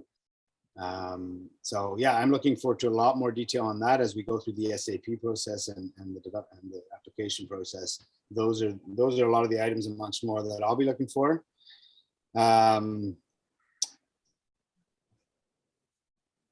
Quick question, just going backwards here. I'm also looking forward to the study on municipal services and what we can accommodate in our capacity for this development and moving forward. Does the village own that study when it's done? Does that belong to us? Mr. Mayor, yeah, through you, there's 2 existing models that are being updated quite significantly, and a third model for stormwater is being created, and those will be village assets. It's being done by the village engineer. Great, thank you. Okay, so those are my preliminary thoughts. I know we're in the process, but those are a lot of things that I'm anxious to see, and I feel like those are a lot of thoughts that are going to come out in our OCP review. So that's where I was hoping to see some reflection in this SAP process. Councillor Antonelli, go ahead. I have some comments on the process. In the presentation, we heard that the SAP is going to be informing the OCP, but I have some concerns about that because our OCP is so outdated. So when we update the OCP, there's going to be a lot of information that I think the community really needs to have informed consultation with them. Things like how much commercial does the community need when we build out, and how much of that should we be looking for in the benchlands? Second, access to town. The community, the village of Pemberton brought that up when the negotiations were underway for this parcel, and I don't see any mention of it, and it's a huge concern for residents. The need for school lands in the future. Where our jobs are going to come from. Sounds like we still don't really have any information on that, but yeah, I think the official community plan will be providing these answers, and I'm thinking the OCP should be informing us rather than the SAP trying to inform the OCP. I have some concerns that we don't have an asset management plan in place, and I'm concerned that. Councilor Antonelli, sorry, I'm going to interrupt. I'm going to let you finish your comments, but if we're going to get into stuff that's specific to the village, I'm going to let the applicants go unless there's anything on their presentation or that you like them. But I think the asset management and all of those are definitely good thoughts, but I think they're not for the applicants, they're for our staff, if that's fair. No, I think it's very relevant to the applicants so that they understand the context, the village of Pemberton, the trouble that the village of Pemberton is in right now. So the asset management plan could very well show that we're going to have a very difficult time maintaining and replacing our assets. So I think this is information that the community needs to have before we support building more assets.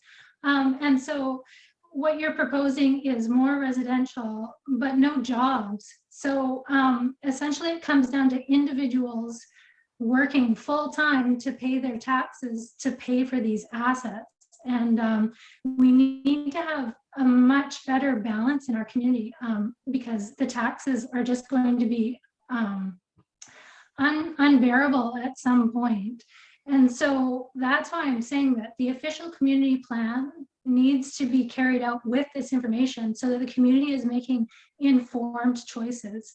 If we move forward with a sub-area plan without this information, I really think we're asking the public to support something that they really don't know what the implications of it are. So I don't support moving forward in a manner that puts this development before the official community plan. I think we have to solve these, have discussions about these really big issues before we move forward. Thank you. Are there any further questions for the applicants before we bid them adieu? Seeing none, thank you to the three of you for joining us this afternoon and for your presentation, and look forward to speaking again in the future. Thanks. Thank you.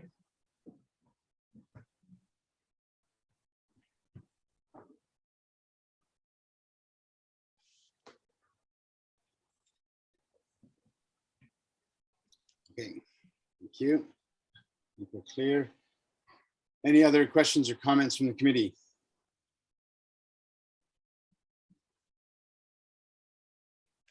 Okay, seeing none. Just gonna check the agenda here. There's a hand up, Mayor.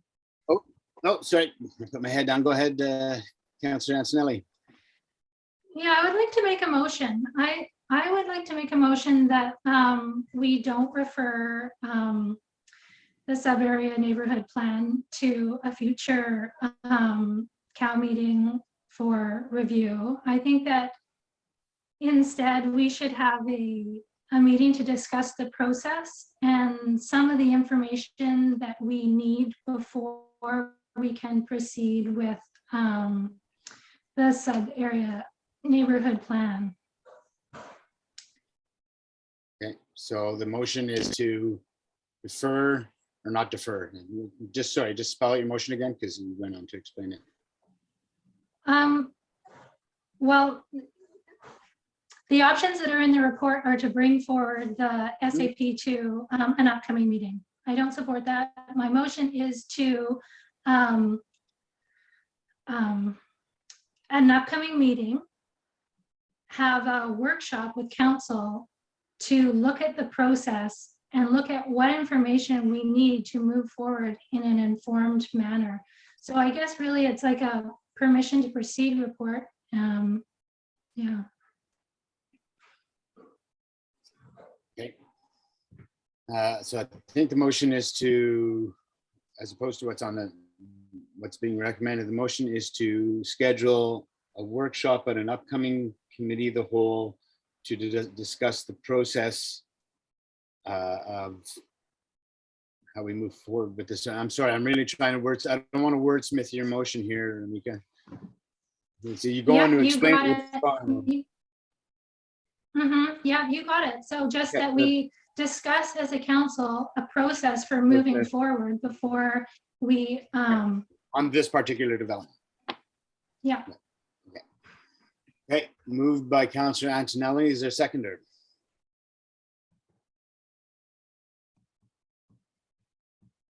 Did we lose Leah? I missed that. How long ago did we lose Leah?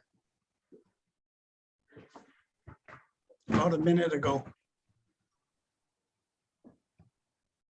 I'll try to get in touch with her. While we're getting in touch with her, may I ask a question through to Mr. Chalmers? Sure, unless you think Leo would benefit from hearing the answer too. Okay, we can wait. Let's give it a sec. Okay. Yep.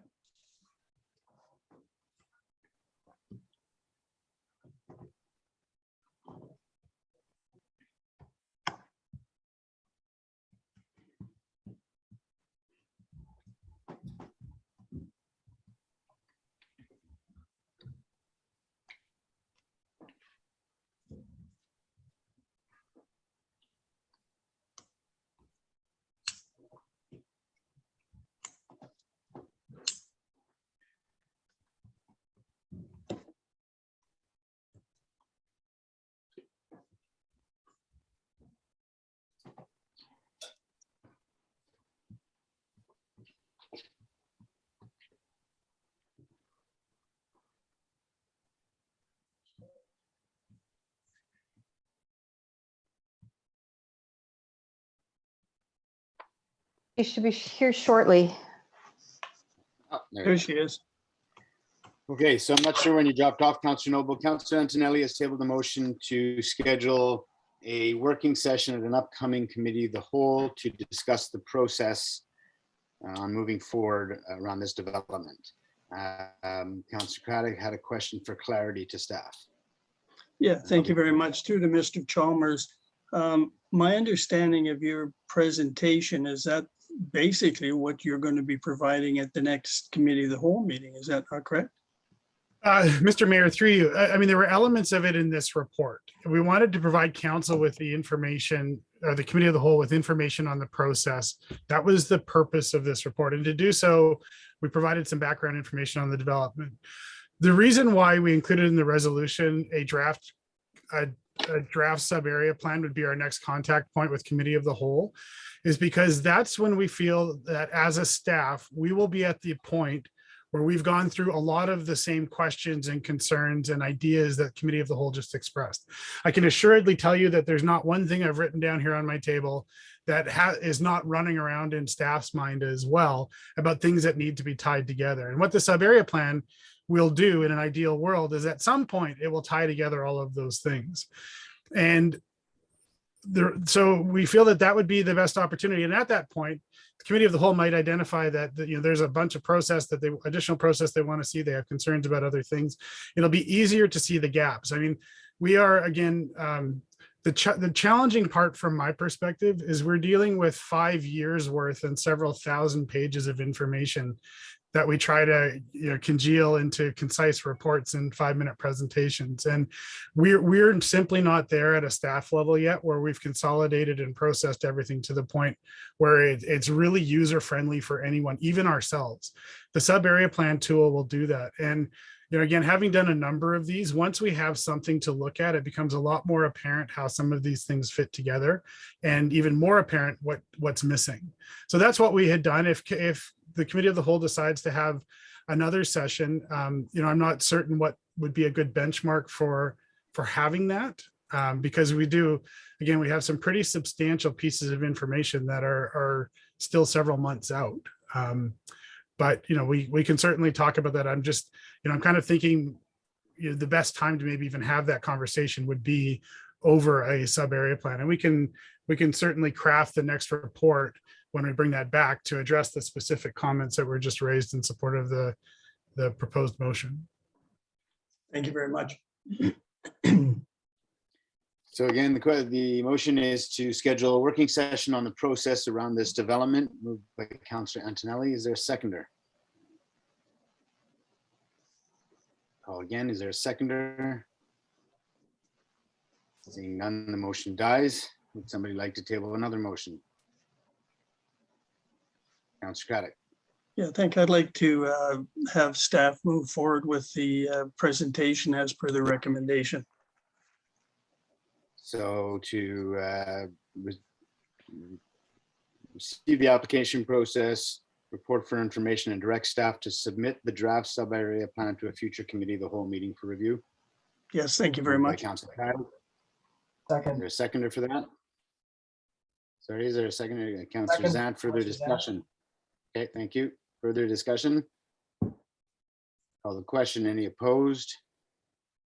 Opposed. Councillor Antonelli opposed. Would Anyone you like that else? noted for the minutes? Yes. Anyone else? Motion carries. I believe you're both sticking with us for the next presentation, aren't you? Yes.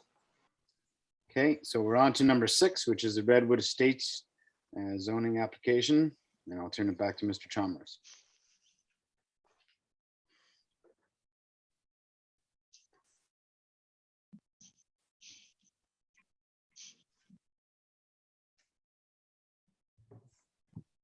I was getting so good at turning off my mute until just now. Thank you. Mr. Mayor, this application is known as Redwoods. It's a working title for an application it's relatively recent with the village. I'll use the term Redwoods just as a colloquialism rather than the legal descriptions and so on. But the purpose of this report, if I can get my thing to go here, this is a request for direction report.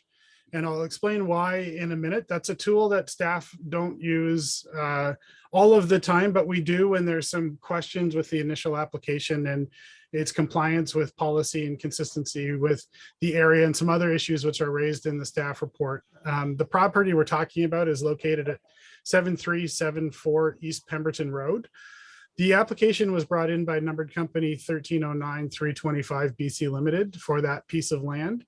The land in question is 8.181 acres or 3.28 hectares. This one, the OCP is a little bit different than the project we were just talking about. The lands have been included in the urban growth boundary. So they are identified as lands that the village will need at some point to achieve its growth projections, but the lands do not have an OCP designation. They do not have a residential designation or any other applicable designation. When they were incorporated into the village, a designation was not added. The lands are also zoned rural residential 1, and rural residential 1 again is a larger lot residential format with a minimum parcel size of 2 hectares or just around 5 acres. This again, it's in the hillside special study area as it's on a hillside site. The lands are kind of located between the Ridge and Sunstone. You can see them here outlined in red. So it's right at the end of Pemberton Farm Road. When you cross the tracks, that's the property that you're facing. The application that's come in is for a mixed use community consisting of 176 townhouses and stacked townhouses. I do know that that number is shifting around a little bit. I'm referring to the application as it was submitted at the time. On the 3.28 hectares. So that's a density of around 53 units per hectare or 21.7 units per acre. In addition to the residential development, there's a proposal for 2,750 or 29, close to 30,000 square feet of mixed commercial. And the report identifies some of the uses that are being suggested, financial institutions, retail, office, service, daycare. There's a range of potential commercial uses that are proposed. In general, the proposal is 17 buildings ranging in height between 3 and 4 stories to address topography. Here's a sample of the site section. So this would be kind of looking as though you're standing in the middle of the hill. You can see the lowland portion would be facing effectively down Pemberton Road, Farm Road East, and terracing up. And the terracing response has been to try to build buildings back into the hillside wherever possible, create roads in between the buildings and terrace as much as possible. The bottom drawing shows the condition where there'd be some commercial. And as you can see, some of the buildings get up to 3 and 4 stories. There's also a discussion around covered roof decks as well. Again, we are at the very early stages of this application. It came in October. We have not done substantive processing in any way, but we did, when we saw these drawings, think that it was one that was worthy of some council and committee of the whole consideration before significant time and effort was expended. Here's some sample perspectives. I'm sure the applicant will walk you through the solution that they've come up with on the site. So as I mentioned, the application came in October. This committee of the whole report is the first step in the processing for this one, as it is an OCP amendment with very little OCP direction for the future of the site. And it does represent a fairly substantial increase in density and form over what's currently there. As well, the mix with a fairly substantial amount of commercial outside of the downtown and off of the highway raises some questions. And so we've brought this forward as the first step. As you'll see in a minute, there's 2 options before committee of the whole. If committee of the whole wants to proceed, we will move forward and start the referrals process and the remainder of the processing before reappears at a future committee of the whole or council. But at this stage, we are looking for specific direction. Part of the reason is the applicable policy is limited. This area is considered a quote satellite unquote part of the community. So questions around whether that should be a commercial service center and other things start to emerge. The gross density that's suggested in the OCP is 5.25 units per hectare over the entire hillside area. So that's different than the density I mentioned earlier, the 53 units per hectare. You would anticipate that in an area that's hillside, there's substantial areas that have 0 units per acre, and the built up areas may tolerate more density. So it's not a direct comparison with the number that's mentioned earlier, but even on the hillside, 5.25 units per hectare is a modest amount of density, and the form that's emerged so far on the hillside is a fairly modest level of density. So really what the staff concerns are that we felt was important to get committee of the whole feedback on at this stage was the significant density relative to the other neighborhood. So this would be quite far and away the densest residential precinct in the hillside planning area. With that comes a building form and the massing, which again is more substantial than what's there. The extent of commercial development raises a number of questions and concerns, right? Starting with the viability of tenanting that level of commercial space in an area that really doesn't have any flow through or flow by traffic. It's, at least it's quite a distance from the highway. It's not a highway fronting site, and it's outside of the downtown, and council's policy direction in the OCP would look at major commercial development in the downtown. And then some of the fit on site issues, it's again, a very urban character relative to the other projects in that area and in Pemberton in general, and how that project fits on the site.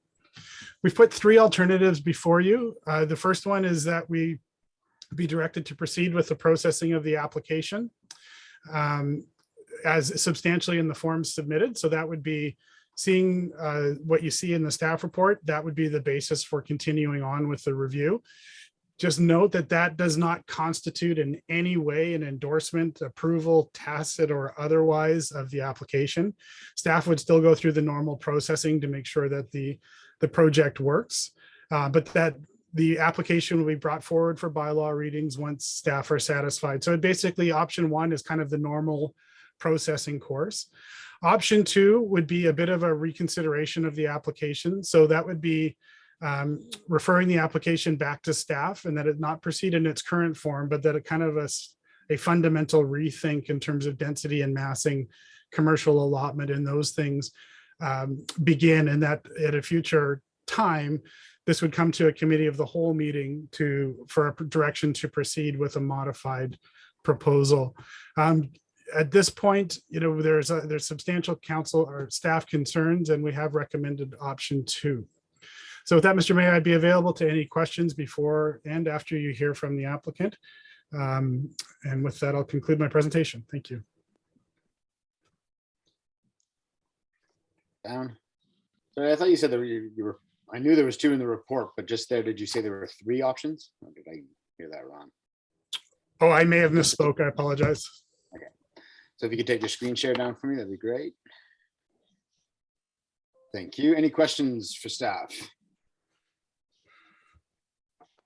Let's see a mute go off. Any questions? Go ahead, Councillor Noble. I'm just wondering how much consultation there's been so far with Lilwat Nation, because this is a huge project, very dense and very close to them. Mr. Mayor, through you, at this stage, the village has not participated in any consultation. This meeting is the first step in any processing with this application beyond the initial application submission review.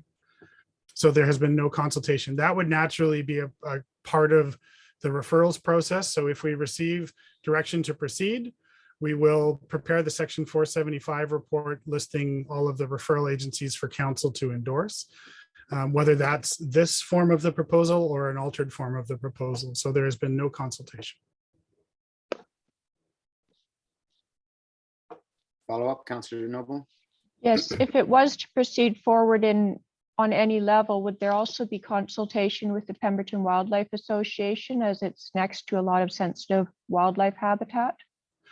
Mr. Mayor, through you, yes, council would have to, as a first step, approve Section 475 early and ongoing consultation. And in that, council would establish all of the entities and organizations that would receive a referral. So I imagine that we, as a starting point, look at some of the interested groups that have traditionally been in that area, as well as other government and non-government agencies that typically take an interest in development in that area in Pemberton generally.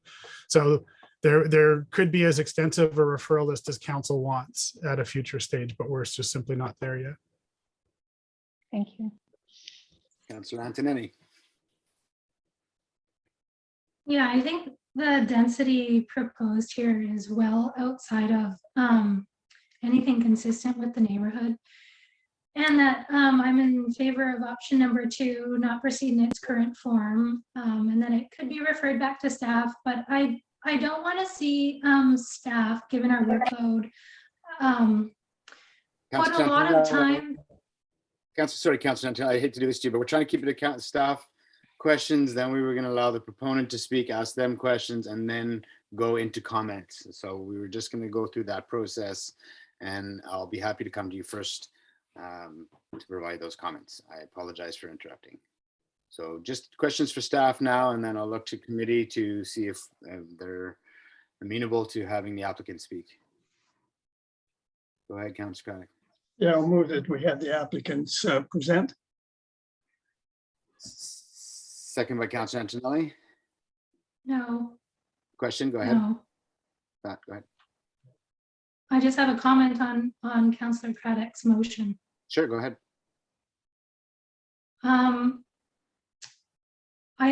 I think we have the information we need here. I wouldn't want to prolong it myself. I don't think I need the applicant to explain it to me.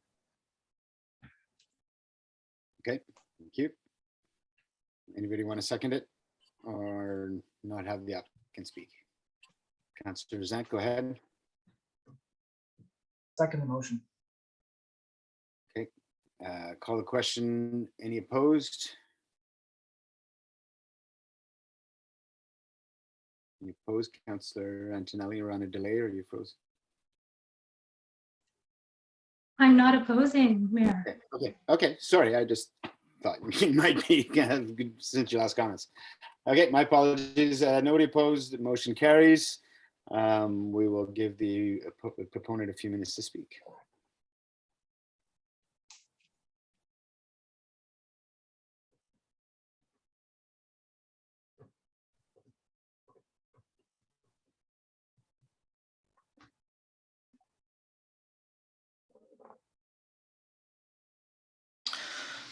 Good afternoon, Mayor, Council and staff. Can you guys hear me okay? We can, and you've got about 5 minutes or so to just provide us an overview of what you'd like to share with the committee. 5 minutes, that's half the time I was quoted by staff earlier in the report. I'm one of the directors and principals of our development at 7374 Pemberton Farm Road East. We acquired this 8.2 acre parcel to bring forward a townhouse development. with a commercial and amenity component. If I could just maybe get a hold of your screens, and what I'd like to do is just share a quick and brief presentation. I'll try to be as brief as I possibly can.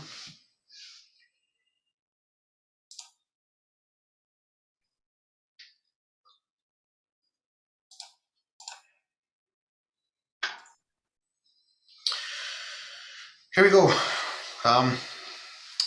So I'll just quickly go through the pages, being given only 5 minutes.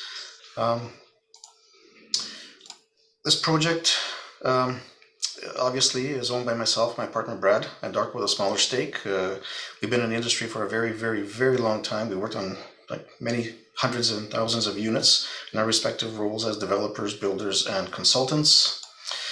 The brief overview of our site, the presentation summary, there is some a massing page here. Cameron spoke where we are situated within the urban growth boundaries and with the surrounding subdivisions around us. So our development, as you see here, we are proposing 162 units. We did omit, a substantial amount of units. Predominantly, we have 3-level townhomes and each townhome would have a 2-car garage for concealed parking. The amenities in the commercial, we're planning on constructing about 25,000 square feet of amenities, 8,000 square feet of actual amenities within a dwelling building that don't exist in the Pemberton Valley yet. We are treating this development as a bit of a modern style development, and given the nature of the climate, winter and summer, having dedicated indoor amenity, I think would be a huge plus for this development. Obviously, we also have a lot of outdoor amenity and green space, given the fact that we have a very large parcel of land. Parking, we would not ask for a variance. All of the parking required, we have, within required for such type of development. Our commercial space would be on top of a parkade for additional concealed parking. Ground floor commercial space would have, we'd have covered sidewalks, large glazed windows, just be a healthy, contemporary style component to the development. And we talked about part of our initial application where we were contemplating about 176 townhomes. Well, we've reduced those. The predominant sort of component to the commercial area would be a large space daycare. We would probably seek an operator that would assume up to about 10,000 square feet. We have some consultation down here from a local provider at 10,000 square feet, 8,000 interior, 2,000 exterior for the Hyper Little Rugrats, or accommodate probably 30 to 40 kids within that space. And the rest would probably be offered and seek to have some sort of small pad grocer, a small fitness center, a coffee shop, maybe a liquor store, but certainly not a financial institution, offices, or like personal hygiene, personal services. We wouldn't want to bring that to this development. It's better suited definitely in a downtown core.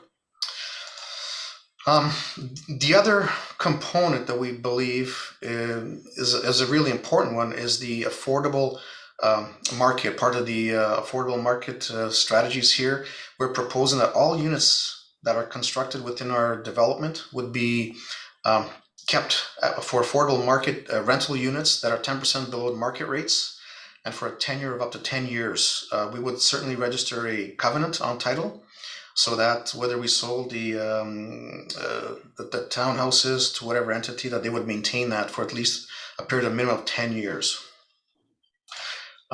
We're definitely situated right in the heart of, I believe, the study suggested that there's over 300 acres of development surrounding us. The ridge has been built. Sunstone is well underway, providing many hundreds of home sites that would house thousands of occupants. The future school site plateau is fully developed, the single family and the 39 townhomes.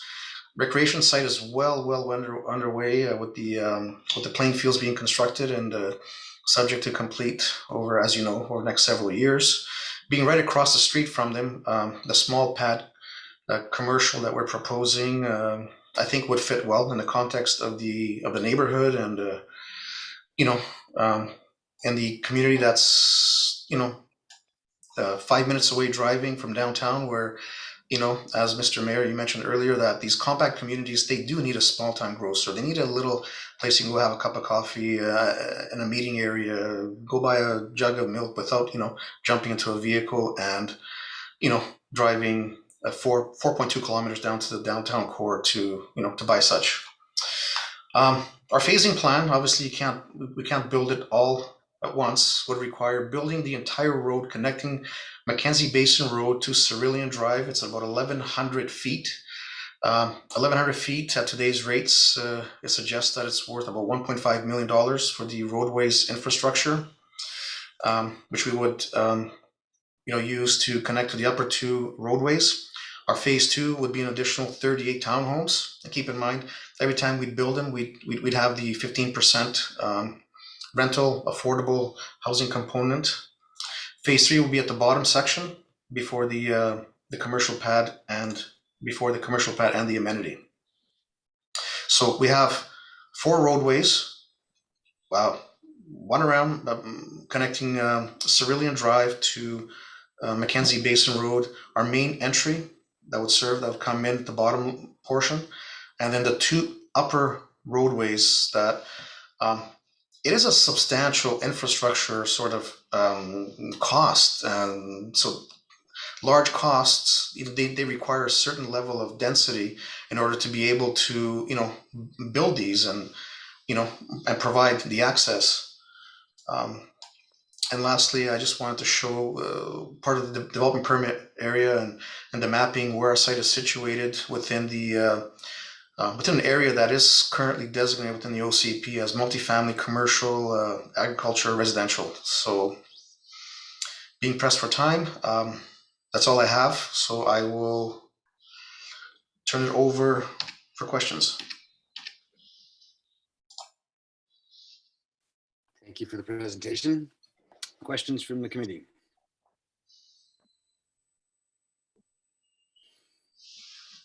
I have a question with regards to, as the hillside has been getting developed, council and staff have put a lot of time and attention into building into the natural landscape, how retention is being done so that the developments along the hillside have the least visual impact. The proposal you've brought forward is obviously got a fairly high density compared to what we're used to. Do you have building practices in mind or other ideas in terms of how you would get this neighborhood to fit into the natural landscape? Yes, thanks for that question, Mr. Mayor. Absolutely, we do. What we did is we took a careful look as how to fit our proposed development, and just to kind of be in line with the hillside design guidelines, where using the natural foundation walls as retaining walls just to build the lower sections. It suggests that some of these units, they're units A's and B's. The B's are taller than the lower units that stack on double stack on a roadway on both sides. So the back of those foundation walls, they're tucked right into the hillside. And the reason that the A units are taller is so that both units can have unprecedented views, the landscape views, views of Mount Currie and etc. So they don't feel like they're in a townhome, but they feel like, you have the ability, viewscape ability on all sides of your unit. So yes, we've taken consideration. The 4th floor roof lines are predominantly more just coverage on top of the spaces that they would utilize from one unit to the other. So essentially, they're all 3-story townhomes, and the ones at the fourth level will just be a covered patio. Yeah, like rooftop patio, private amenity. Yeah, I mean it's picturesque down there. It's just a beautiful setting. It is. Thank you. Any other questions from the committee? Okay, I'm not seeing any other questions. Thank you for making time for your presentation today, sir. And Thanks for having me. We'll talk in the future. Thank you. Any further questions from staff before we get into comments? Councillor Antonelli, I'll turn it over to you.